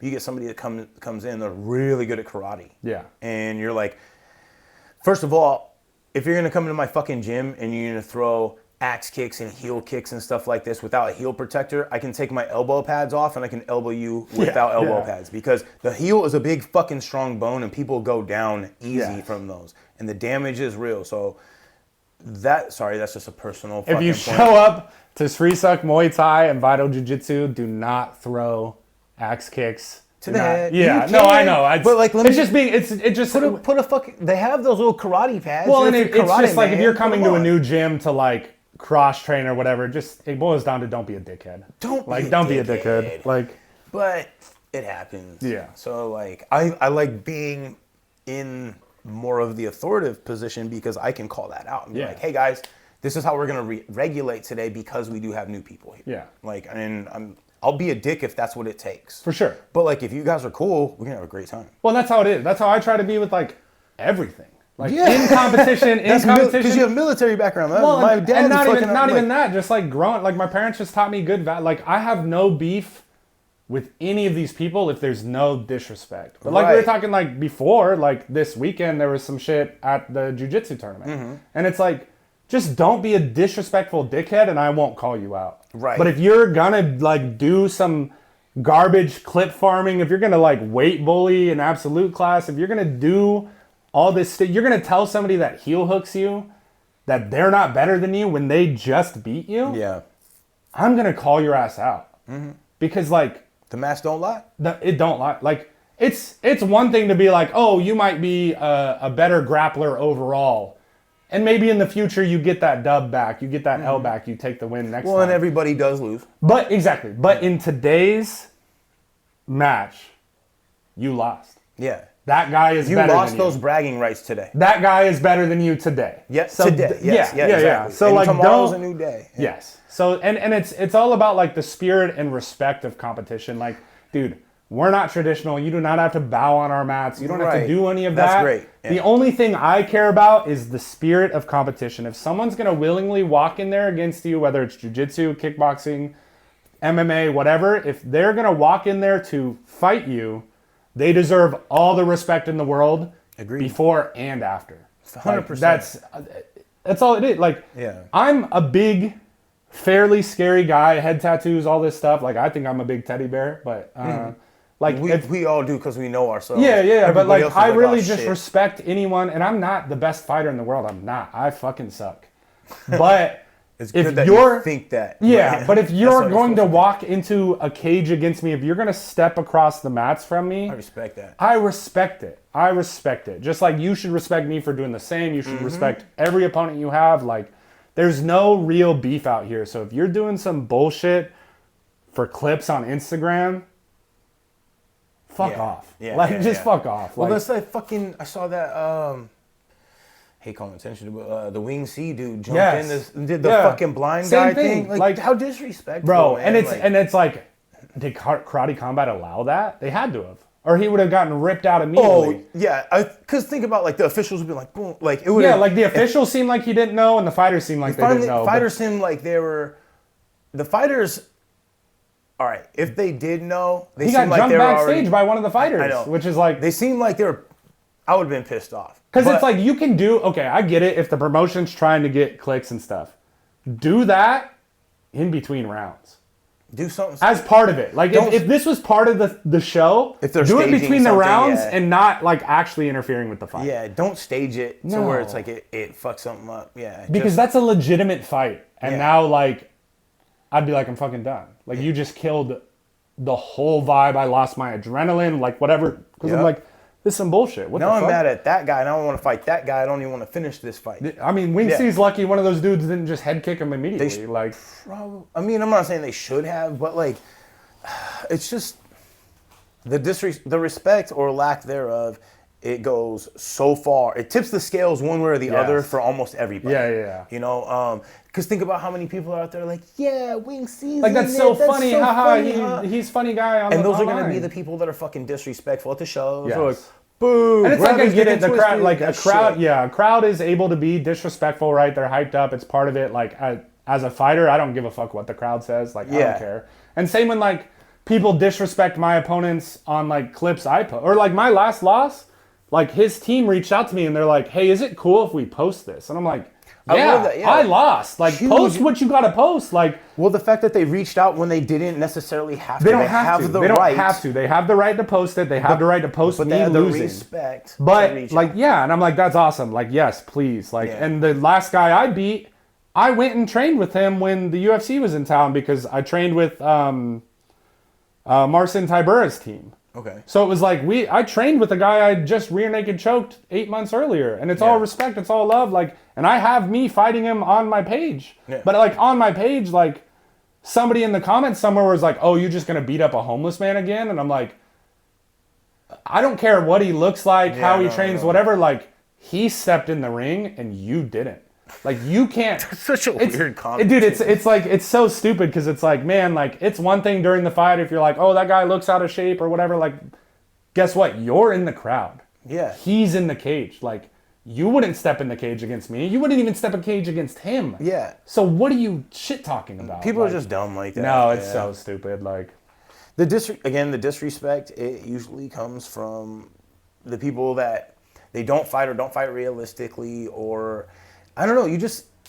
You see people that fight each other realistically and go hard, and honestly, like this is why I'm always a big fan of people that have a legit gym, because I've seen people that are more independent or they float a little bit, and you see they don't necessarily respect or have that that deep level of respect as much as I've experienced with people coming from like a stronger culture. You know, not to say that it's.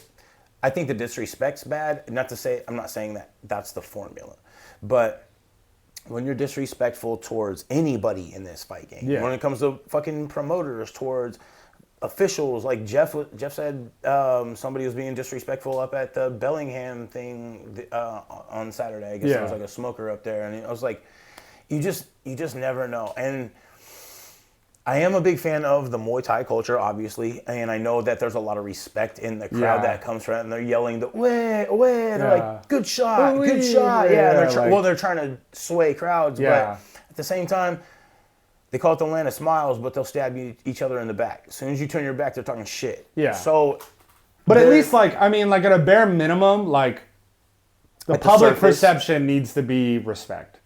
Like it does. Like honestly, like I think the disrespect sells though. It sells too much. It does. Yeah. It does, and that's why people I think it's really huge in jiu-jitsu because you don't get smacked in the face. Like I hate to say this, jiu-jitsu is very difficult. There's a ton of people in all weight classes that could whoop the fuck out of me in grappling.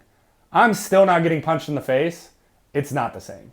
Like so when you want to be disrespectful in jiu-jitsu and be like a dickhead and clip farm and do all this, it's like nobody's gonna come punch you in the face. So you're safe. Right. It's safe to be disrespectful. Like you can lose, but you're not gonna get your ass beat. You're not gonna go home with multiple black eyes, with cuts on your forehead, like all this stuff where there's like proof you got your ass. I got armbarred on Saturday by a guy much smaller than me, very strong.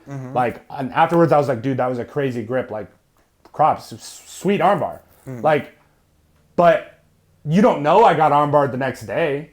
Like, after my last fight, I had to walk around with a black eye for like 12 days. Right. And a black eye doesn't necessarily mean I lost. No, but it's public perception. It's public perception of like, you have to really live with like, oh, I could have got my ass beat or I did get my ass beat. And in jiu-jitsu, you don't have to live with that. Everything you post online is the reality. If you never post losses, if you never post you getting heel hooked, as far as everybody knows, you're the best competitor in the world. You're the best black belt in the world. Like, and it's so funny because like back in the day when we were doing jiu-jitsu, and I'm like, oh damn, like I don't want to fucking do like watching dudes get choked out when I have no experience and stuff like that, and like first year or whatever, my buddy Bo, he'd be like, I'd drop an elbow over his forehead right now. And I'm like, because he is like a blue belt in jiu-jitsu at the time. He's like, I'd just drop an elbow right there. If it was like MMA, because we'd be doing MMA drills. And I'm like, oh, like just kind of like that. Yeah. Like I remember that's kind of where I got that clarity from. Like, oh, it's because he's like he's like trapping the arm. I remember he's like kind of talking to me or whatever. And he was like, but the other arm's like, you can. He was like, you fuck somebody up with an elbow. Yes, in that like position. The guard is not safe. But again, it's sport. It's like in Muay Thai. Like we were talking about, we're sparring. Don't head kick. Don't axe kick with a fucking without the proper protection or whatever. If you have a heel protector on there, you can axe kick whatever. But or at least don't try to knock each other out. Yeah. But it's sport. It's sport application. Like if we're doing Muay Thai, I'm able to really rise up and really commit to my kicks. If he can't take me down, it's the same concept. Yeah. Like what happens when I take you down, fucking put you in a leg lock. I'm like, I don't want that. But it's like in MMA, you can like take me down and put me in a leg lock. I could still thrash about. I could still punch. I could like. And there's things you can do. What if? Yeah. But it's like you the thing about jiu-jitsu, which this might be controversial. I don't. You're good at that though. Yeah. I don't think jiu-jitsu athletes will like me saying this, but like, it's a sport of giving up. Everybody in jiu-jitsu gives up. That is a very interesting concept I've not heard yet. I give up. When I tapped to the armbar, I gave up. That's what that is. When it comes to Muay Thai, MMA, like, yes, you can give up. You can be like, I'm not getting off the chair. But you will never hear the end of it if you give up in something like that. Where in jiu-jitsu, you give up every day. Every single day you give up. I've never thought of, and that's sports psychology right there. Like, how deep can you go on that? Because you were talking about being in sports psychology. I mean, and that's the thing is like, I haven't been to class or anything. I have a ton of experience, but it's like really, like truly, like it's like baseball. Baseball, you as a batter, you fail 7 out of 10 times, you're in the Hall of Fame. So you have to be okay with failing. Right. Like in jiu-jitsu, you give up. You can't be tough like that. You can't be a fake tough guy and go out there and give up. If you go out there and they rip your shit off and you tear your ACL and you didn't tap, you can be a tough guy. You did not tap. Right. But like in MMA, when you get knocked out, you didn't give up. Right. You were walking forward and you got knocked out. You did not give up. In kickboxing, same thing. You did not give up. Yeah. In jiu-jitsu, every one of these motherfuckers has given up. I've never ever because I like to really think about sports psychology, sports science, all these kind of things. I've never given that concept very much depth. That's really interesting. Yeah. Because that's something I haven't haven't really considered, because you're right. I mean, it's the Muay Thai podcast. You know what I mean? So, like, that's something that we always teach. And what I always teach is, like, from bell to bell, you're going to go. I don't even want you to get yourself into a bad position. You're talking about footwork and foundation. Don't even get yourself into a bad position where you can get taken advantage of. Like, it's the position over whatever, you know, position over submission in jiu-jitsu. It's like the same thing, same concept in Muay Thai. Don't give up a bad spot. Don't give up your, back. Don't fucking put your leg in a bad spot. All these kind of things, right? But I teach from bell to bell, you're fighting, and you're looking. You're looking to finish the fight. Yeah. You're looking for your finish. You're looking for that edge, but you're not allowed to give up. You're not allowed to boom, boom, boom. Yeah, you can't just like pause and walk around. There is no pause. Yeah, like my fight against Dedrick, like the chair between the second and third round, like I was gassed. Never had an MMA fight before. Knew I had 5 rounds, and in my head, I'm telling myself on the chair, I'm like, this is it. I'm gonna finish Dedrick here, or I'm gonna get finished. That was my only thought, because I was like, I'm gonna dog this out, and I got finished, and it happens. But like in jiu-jitsu, like I lost to an armbar. And I was up on points. I could have stalled out. I could have taken that win. But in my head, I'm like, what good does that do me stalling out this match to get the win? Right. I'm like, I know I'm in this position where he can probably get this armbar. I'm going to try to advance forward and get out of it. And if I don't, no harm, no foul. I'm not losing my arm. I'm not, So you're being more competitive is what I'm hearing. When I'm doing like competitions, it's to get better. Like it's a blue belt grappling industries, dude. Like I'm not here. This isn't ADCC Worlds. This isn't CJI. There's not $1 million on the line. What good does a gold medal do if I didn't get better? Right.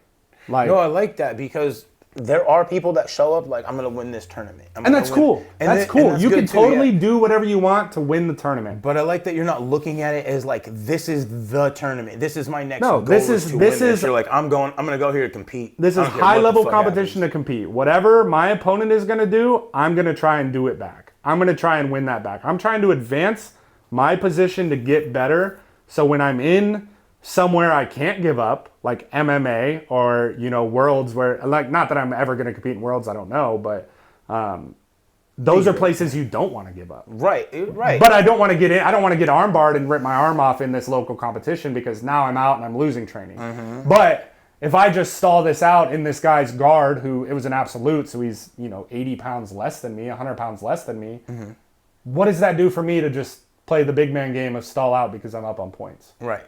No, like, I didn't get any better. At that point, you're just stalling to win, or stalling to Yeah. So preserve what you already. Yeah, I get that, and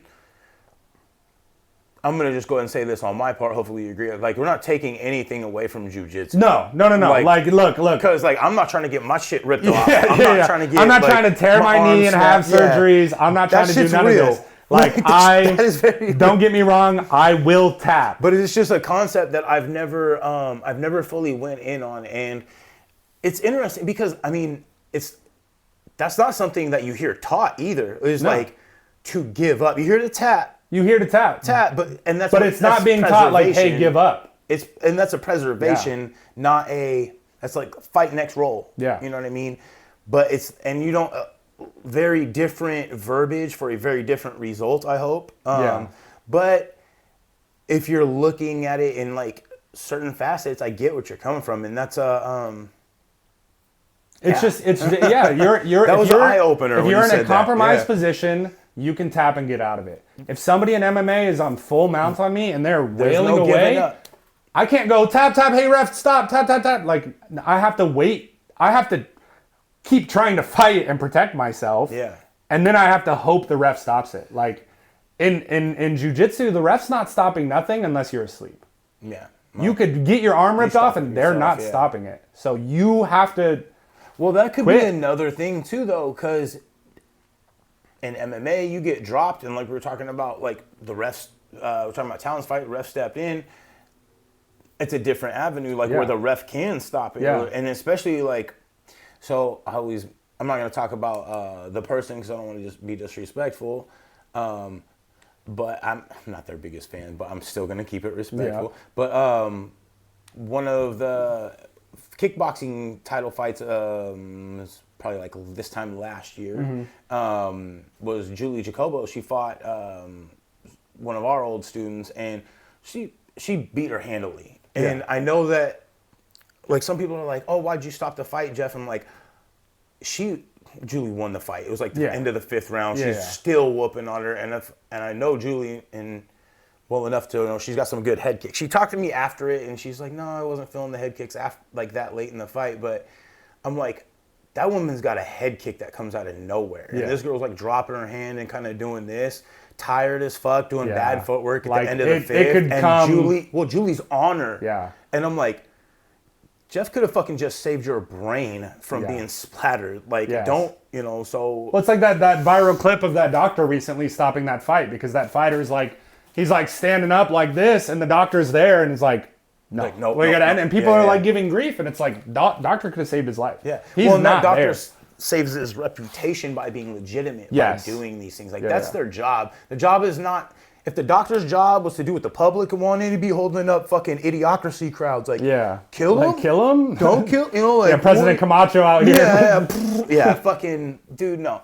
Like, the doctor's there to keep you safe, regardless of your opinion. If your opinion is stronger than the doctor, go fight in a place that, like if I disagreed with Jeff giving me a 30-day suspension, I could have found a smoker or gone in hard sparred somewhere if I really wanted to, but what's the point? You can do something like that where it's unregulated and because you're too hard-nosed. But But again, like, the difference between the MMA, Muay Thai, and Jiu-Jitsu is, like, in Jiu-Jitsu, you're going to be the one giving up. In MMA and Muay Thai, your corner, the doctor, or the ref is going to make you stop. Yeah, they're going to stop. Yeah.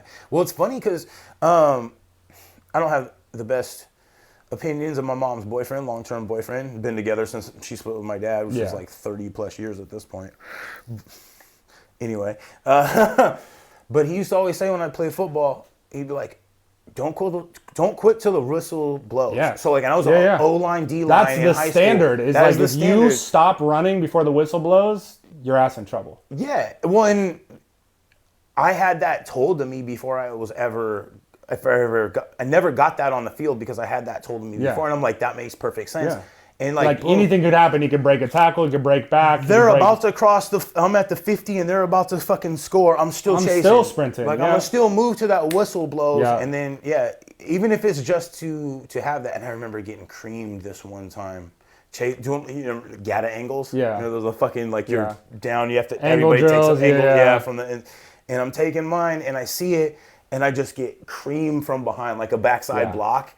And I was fucking so mad. I was like ripping off my helmet. I was like, it used to be. I obviously I go watch those old like big hit compilations, and then, I graduated high school in 2012, went to college, and so like that was all before like all this like CTE and all this was like huge. Like, bro, I remember I'm playing Camp Meridian. You're not even leaving practice when you you get leveled. Leveled. Nobody take even a play or two cares. Off. Yeah, they might help you back to your feet. Like, I'm talking. I'm 15. I'm a sophomore. I'm on kickoff and kick return, and seeing some time at varsity, but mostly kickoff and kick return. Yep. Our kick return, we did crossing patterns. So we get free blindsides. They're illegal now. You're not allowed to do them. I hit this guy so hard, and he didn't see me coming. For sure gave him a concussion. And then the very next time I'm on kickoff, I see him eyeing me, and he's still in the game. And I'm like, he shouldn't be. Yeah. But I'm like, I see him, and I'm like, I know I'm not his responsibility, but I know he's going to come for me because he didn't like that. And I turned into him, and I did it again, and he didn't play the rest of the game. It was like, it took 2 concussions back-to-back probably to get this guy off the field back in the 2009, 2010, because it was just, it's how it was. There was no like, somebody else is going to pull you off the field because they think you're concussed or something. Like, it was out. And I'm not pulling myself out for anything. Right. Like, no, you had to be like out on the field or being like, you had to break your leg, barfing on the field. Yeah. I hyperextended my elbow in one game, and I just told the trainer to tape it up like this. So I was like, just tape me up like this. I'm gonna keep playing. Like, my buddy used to play soccer, and he would talk like, say that shit, and then when I started doing Muay Thai, I saw these memes, and it was like, oh, soccer players fucking act like they're hurt. So and I started sending it to him a whole bunch. I'm like, you motherfucker, because he used to talk about how like, yeah, I don't fucking get my ass kicked in soccer and stuff. And like, I'm like, does that make it better? Like, it's just like, I don't get my ass kicked in baseball, but I enjoy it. Yeah. You know? But you get hit with a pitch, you're not giving, like, I'm limping myself down to first base, and then I'm like, all right, I'm going to keep going, true, you know? Like, true.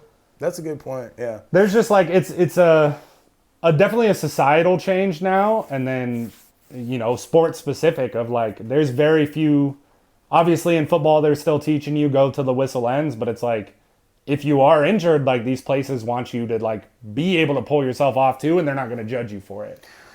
Which now, that's good and bad because, like, first of all, they're asking you to self-assess before you're assessed. And, like, am I okay? Am I okay? Am I okay? Yeah.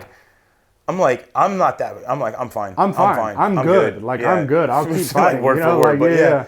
But then, I'm not saying that's good or bad, what I'm saying, because that is good for self-preservation, especially when it's legitimate, but, like, how much power do you give that? Well, and but that's the other thing, too, is, like, every high-level competitor they'll never self-assess. You need to pull them out. Look at like, the NBA. Kobe. Like, I was just watching a thing on Kobe's Achilles. Tyrese Halliburton last year in the Game 7 of the Finals. Like, he'd had an Achilles injury earlier, tore his Achilles Game 7 of the Finals. And it's like, he was always going to play. Mm-hmm. He wouldn't tell you, I'm not going to play, even though I knew this could happen because it's Game 7. But then he's out for he didn't play this whole year. Yeah. And it's like, dude, that's a year of prime gone. Because, and Game 7, I'm going to do the same thing. I'm not pulling myself from nothing. And even when you, like, tear that shit, you're probably like, I could still go until you can't walk. But, like, it comes with a price. The mentality comes with a price, for sure. It does. And I think that by the time, as fighters, we get to that stage, we have fully accepted that price. You have to. And it's like I said earlier, like, paying the price in your first fight's honestly the best thing you can do. Well, as long as you don't get deterred. Correct. Yeah. But that's what I'm saying is it won't, like, you win 3 fights in a row, you spent this, like, 2 years training, you're doing pretty good, and then you get flash knocked out, and you're like, man, I just wasted the last 2 years of my life. So here's actually, to counter your point there, I like our fighters to get their first 3 fights in 1 year.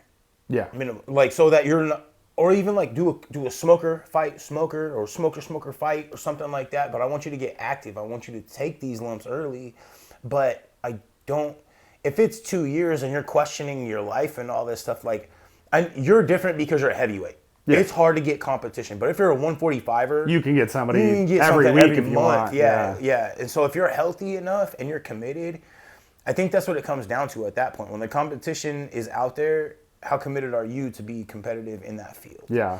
And I'm not shitting on anybody because, like, I know I talk about this at class all the time, but, like, students, if you can't barely pay your bills, I don't think that you're even going to be able to pay your bills here. The dues, you know? And there's only so much, like, charity we can give out. Like, we have a business to run. We got bills to pay. Like, you got to keep the lights on. So, like... And we want to help everybody, but then it's like, I mean, and I was in that position for a long time, too. When I first started, it was $100 a month unless you're on the fighter's contract, which means you had a fight matched. Yeah.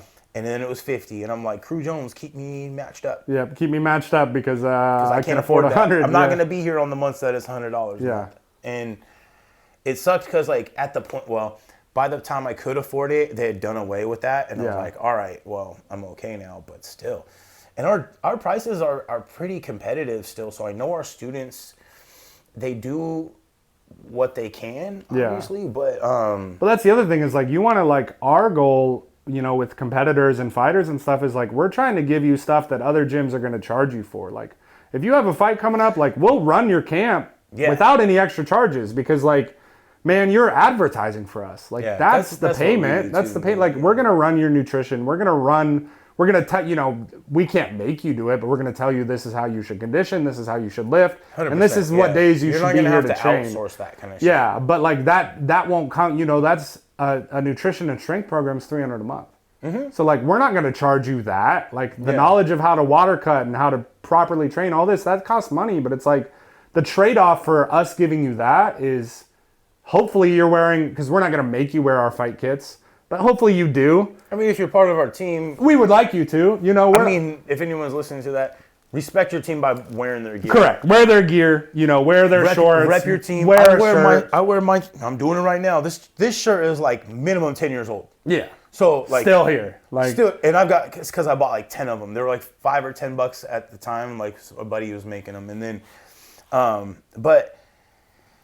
Support your team by wearing them. I wear this shit like a tattoo. Yeah, dude. Ever since I opened the gym, like 99% of what I wear is I'll have a Mythic hat on or a Mythic shirt on. It's just like, and for you specifically too, and that's why I wear all my gear is because you're a walking advertisement. A walking advertisement. Yeah, and that's why I like stickers over handheld cards. Yeah. You see, I got stickers everywhere. Mythic there on the fridge. Oh, you already spotted them. Yeah. All right, good. I got a garage fridge. I know you load it with stickers. I got every car part I've ever bought has a sticker on my fridge. Like.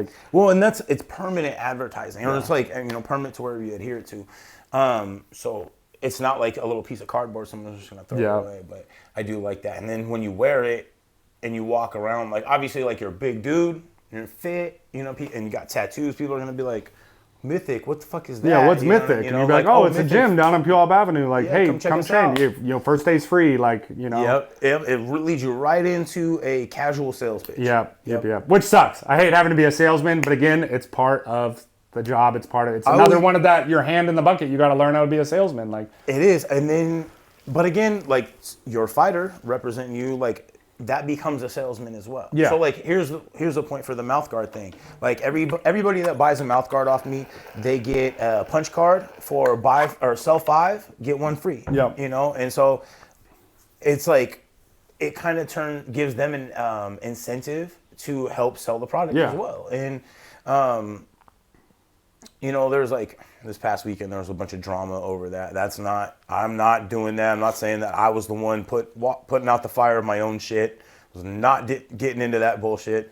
But again, like as a business owner, you're building and preserving your own business. Yeah. You know what I mean? Like how we're talking about, we're in very competitive area too. Like the two of us, we're like the two Our gyms closest. Are like if that bridge wasn't down, we'd be 6 minutes apart. Yeah, and we'd be like, fuck, who's gonna take who's you know what I mean? Because there's always some of that, and if we weren't on good terms, it could be bad for both of us. Yeah, but if one of my students was like, hey, I want to go try Vito, it'd be like, cool. Let us know how it is. And then because we have people all the time come over from other schools and stuff on like Wednesdays. There's no gi day. Like there's other days that are no gi day, but like. That used to be like specific competitive, like when like the Revs coming up, like an open mat type, no gi day, and it'd be fucking packed, and it's just like, oh shit, like, but you get other looks. Half of the mats people I don't even recognize. I'm like, but that that's again like that's the benefit of jiu-jitsu is you're not punching these people, so it is easier to be friends. And like in my last match this weekend, and then I've never met this kid before. He's 23, 250-pound, big dude, wrestling background, and like, bro, we're trying to take each other down, and he's like complimenting me in the middle of the match.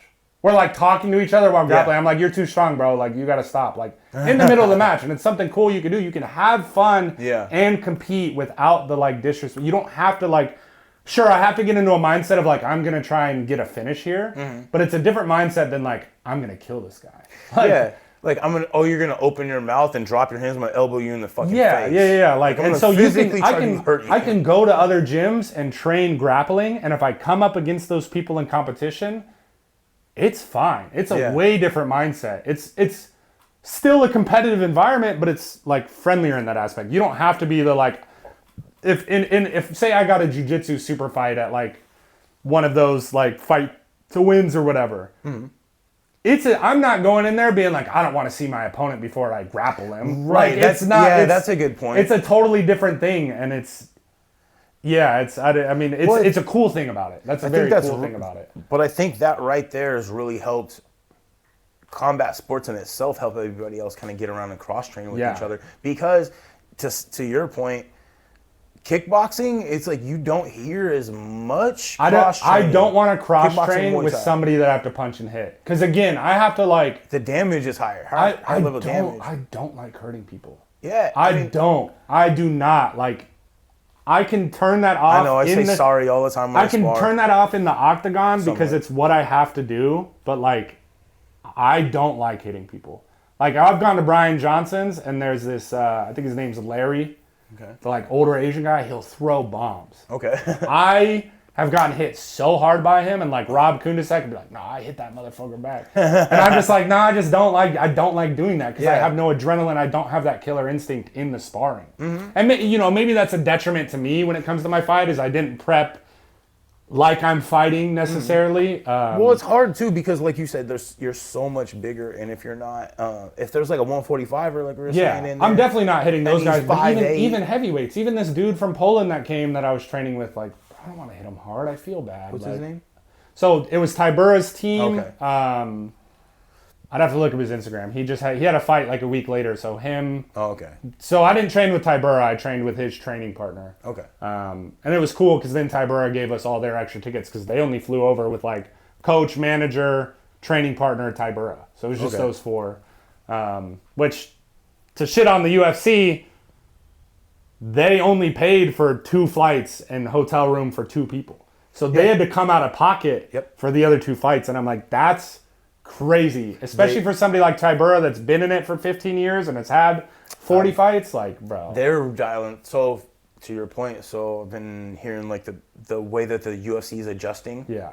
Especially after this Paramount deal.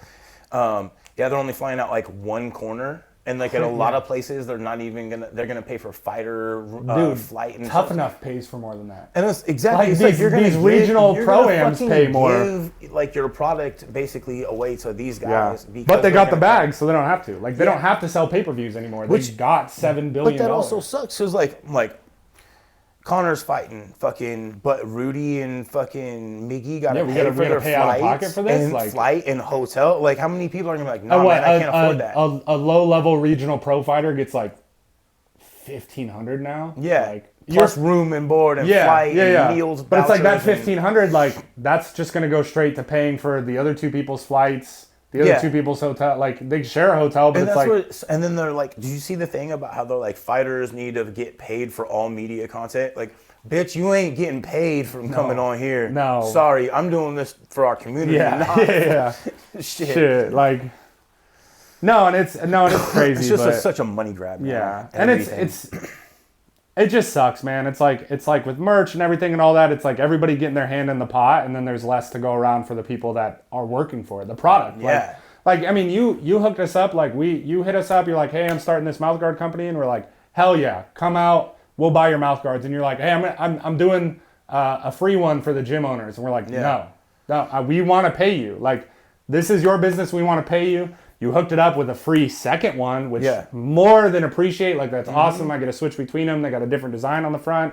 But the way I try and pay that back is, like, I'll put that in videos. I'll tag you in videos. Like, I made that one funny one about I love that. I didn't get paid for that, but you hooked me up, so I'm like, I'm going to pay this back. I'm going to represent this in the community, like... And this leads me to what I say all the fucking time is that relationships are bigger than the individual transactions. Yes. So like, there's enough bread to go around. There's enough students to go around. Everyone can succeed in this business. And being right next to each other, like it'd be a lot worse if we were like, "Yo, man, I got this dope promo idea, but I need you to pay me $100 to do this." I'd be like, "Sorry, man," and that right there being transactional kind of takes away from it, like kills the vibe. It kills the vibe, and it's like there's some things like we're not gonna trade memberships for massage work. Doesn't work that like way. If you want to come like train here and pay, and I want to pay you for a massage. Cool. This is business. That doesn't affect our friendship. Right. I don't want to like offer that in exchange because then when it does sour, it's like extra sour. I'll trade private. Yeah, like a private. Something like that. Sure. But that's like a private one-on-one. That's $80 is a one-on-one massage. Like that's a one-off 50-50 trade. There's no like other expectations outside of that. But exactly.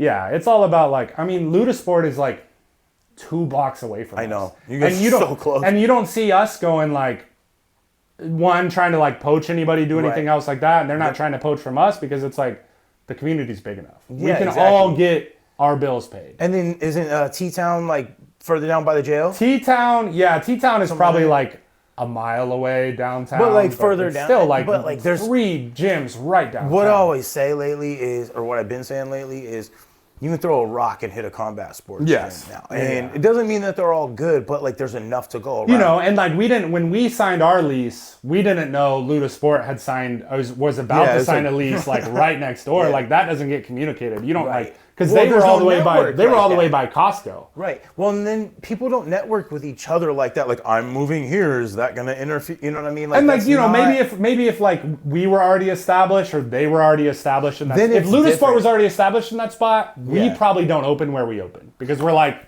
there's a spot 2 blocks away. Right. But it just happened that we literally moved and signed leases like damn near at the same time. So it's like, and nobody communicates that they're both moving into a new spot at the same time in the same location. It's not like some big network of gym owners or anything that they communicate. That's not how this shit works. It's the Wild West. We communicate with the people we choose to pick up and communicate with.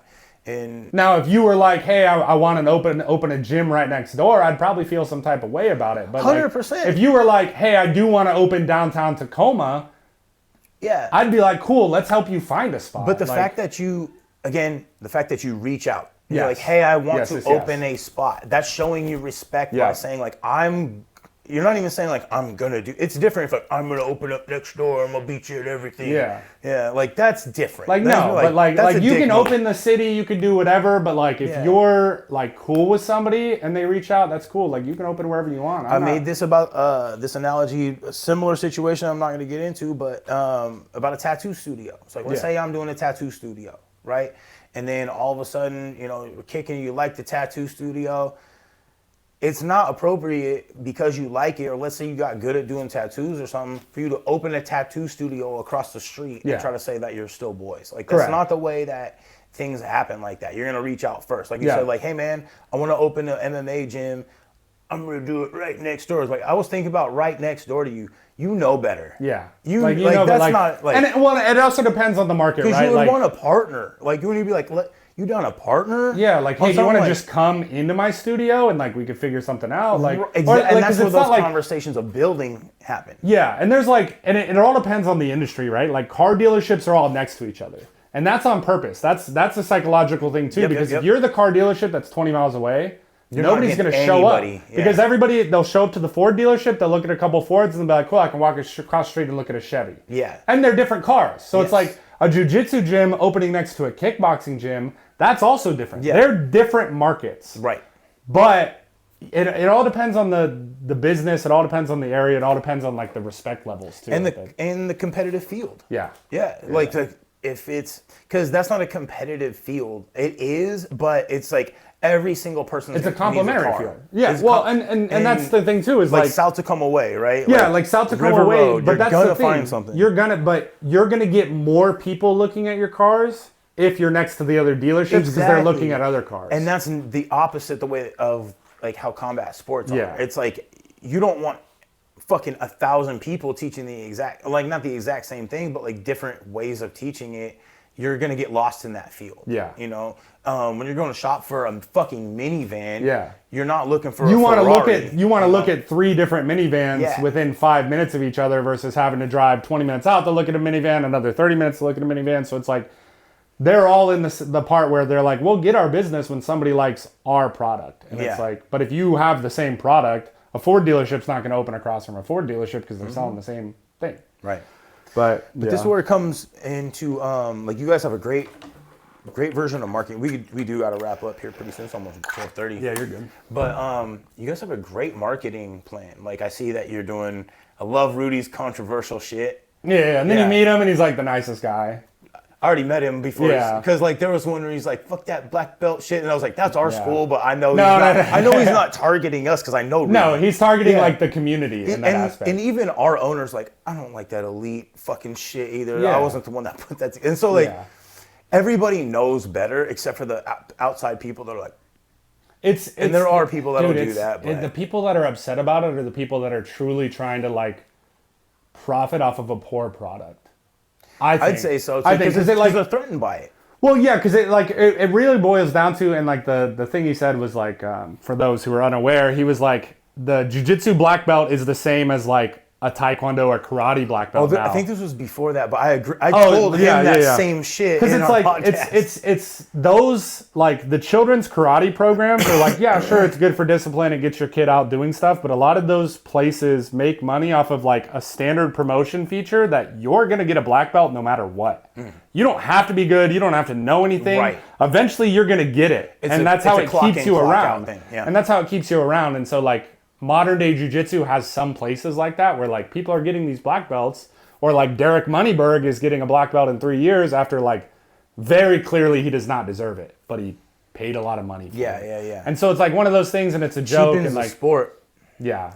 Really takes a lot of, because like in Muay Thai, the crew associations have, there's something to be said, something like that, because you can go through certain crew associations and pay money forward and get it, like, get the certification, and then all of a sudden, like, oh, I'm an expert. Or just come to, like, just be seen, doing, like, and show us that you know a little bit, and we'll get you there, kind of thing. And again, but yeah, you're gonna pay $4,000. You pay $5,000, $7,000, $8,000, $12,000. Yeah. And then there's places even in Thailand, no disrespect to that, but like you can go to places in Thailand where they're gonna put you through. First of all, they're gonna put you through their crew certification program. They're gonna make sure you know what the fuck you're doing first. Yeah. So like, and then there's one because they have a real stake in it. They get a real stake in it over there. It's like out here, it's backed by the government. Like LA Fitness. If you want to be a personal trainer at LA Fitness, it's a $700 3-day course, and then now you could be a personal trainer for them. And I'm like, that's crazy. And then a lot of people go, and when they do that, they fizzle out real quick because it's so hard to get clients. It's so when you don't know what you're doing, it's so hard to get clients. Well, and think about like the masses there. They're like, oh yeah, I'm gonna pay for this, and they're gonna fucking have me do like. Yeah, just some bullshit. You're showing up every week to pay them, and you're not even getting better. There's no check-ins. There's no nothing. Like, it's just, and it's hard to keep paying. So now here's what I will say is, like, in combat sports, private training is probably the most important in the beginning, so you can develop that foundation.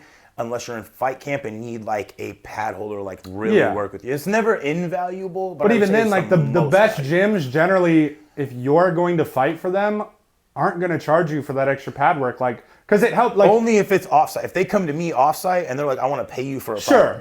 Sure. But it's different if it's like, hey, 30 minutes before class, like, I'm already here. Oh yeah. So pull up, I'll hold pads for you. Well, like, for our fighters, it's basically incorporated at this point. But exactly. Like that's but if it's like, let's say it's a beginner and they're like, I really want to get better. Yes, that's different. That's not like, somebody that has a fight coming up. That's somebody that wants some extra stuff on the side. But even that feels weird for me because I'm like, I would recommend. You're like, bro, it's cheaper if you just keep showing up to class. Just keep showing up to class. And that's what we do. Like, we're the same thing. Like, Rudy will do one-on-ones with people, but like when it comes down to it, it's like, dude, just show up to class more. Well, just pay the monthly membership and show up once a week, and you're getting a better deal than a private is. Well, I would say if they're already there and they're like, I really want to get good fast at this, and then they approach me, then that's a different story. Like, I'll hold pads for you. I'll do privates and stuff. And usually it's a discounted rate for gym members. For gym members. But I'm like, if you can come here and like, I'll hold pads at the house or whatever and train you, like, yeah. But think about like this. If I'm working with you and I'm like, oh, you're stepping like this is where your body, this is what's working, this is what's not.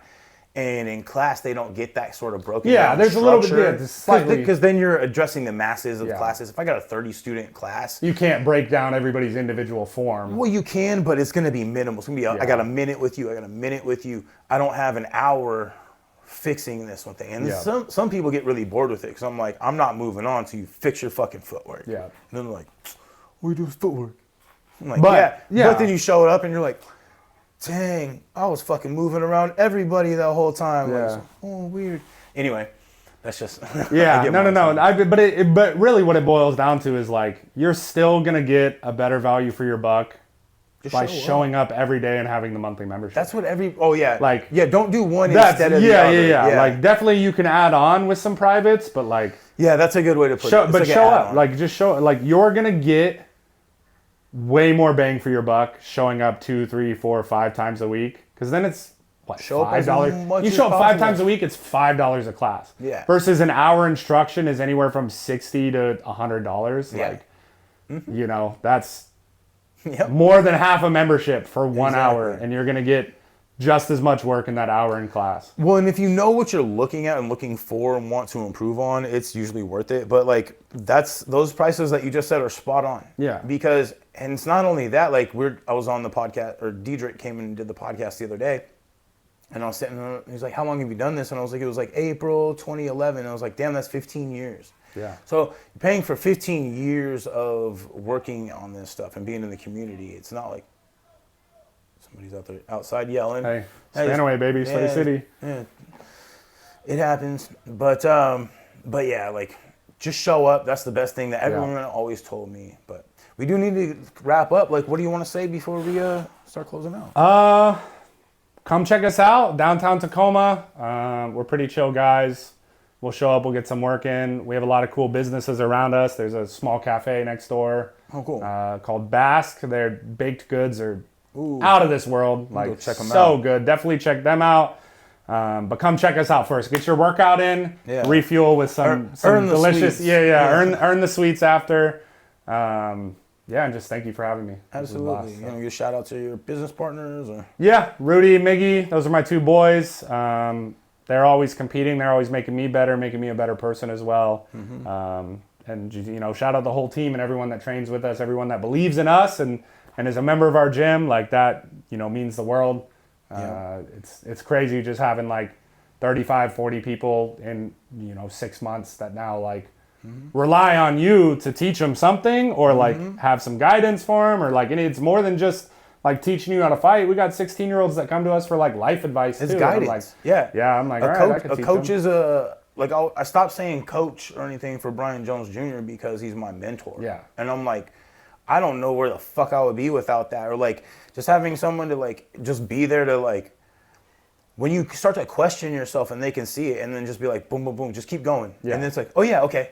And like just having a slight reassurance, like being a coach is so much more than applying a curriculum. Yeah, because at the bare minimum, everybody learns differently. So you have to cater the curriculum daily to each individual that showed up to class that day. And everybody's got a different body type and a different style, a different style of thinking. But yeah, man, like, and I just want to say thank you to you guys who supported me from the Relentless Mouth Guards from day one. So I really appreciate you guys. Actually, I have Brendan's and Miggy's pretty much ready to go. Just need to make sure make sure they're good and then drop them off. Yeah. Miggy wanted a big old one. He wanted the hockey puck. So I was like, all right, I got to order some special stuff for you. So, but yeah, thank you to you guys. And thank you to everyone in the community. Because like I said this on the last couple of podcasts, but without the support of everyone, like this kind of stuff fizzles out. Yeah. Like you just keep putting out a product that nobody wants. And sooner or later, you're just wasting your time, wasting your energy. So I appreciate everyone. Yeah. From the podcast to the coaching, the mouth guards now, and just everybody that reaches out and says thank you or comes up. And it's really weird being at like a fight show and somebody I don't know, they're like, hey, what's up? I'm like, it's really weird. Yeah. Well, because we're a tight knit community and they're like, so Kevin Johnson comes in, gives me a hard time. He's like, what's up, Mr. Celebrity and stuff. I was like, fuck that. That's not, no, I'm just trying to be part of the community. Yeah, no, I'm so bad with names. It takes me like 3 interactions before I know people's names, and then 2, like because I fight in the jorts, people be like, you're the guy that fights in the jorts. Like even at my old job, people would be like, you're the guy that does MMA. I'm like, bro, how do you know me? Because you're a big tatted up dude. Like you're recognizable. I'm nobody. Like no. I'm just a normal guy. I just care about my city. I care about my friends. I care about my family. Yeah. Like that's it. I think people see my man bun and they're like, man bun or sideways hat? Yeah. Like sideways hat for sure. That's like, how I recognize that fucking guy. I'm like, I can see you from a mile away because the sideways hat. Like, sideways fitted. The last one in existence. The last. Hell no, it's gonna come back. Watch, because the jean shorts and the curved dad hat's in style right now. Yeah. I'm not dying. I'm not. The Ed Hardy, the tap out. It's all coming back. God, it's all coming so back. Cringe back then. I know, it was crazy. No, it was actually fun back then, but now seeing it come back is a little fun. It just means we're old. When shit comes back that you had, you're like, old, like, bro. Yeah. Like, that's so vintage. Am I unk? Am I unk? Oh, it's so funny because like, that shit's vintage as fuck. I'm like, I had it since I got them. Yeah. Like, since it came out. Yep. So, but anyway, thanks again, man. I really appreciate you coming on. Appreciate you. Absolutely.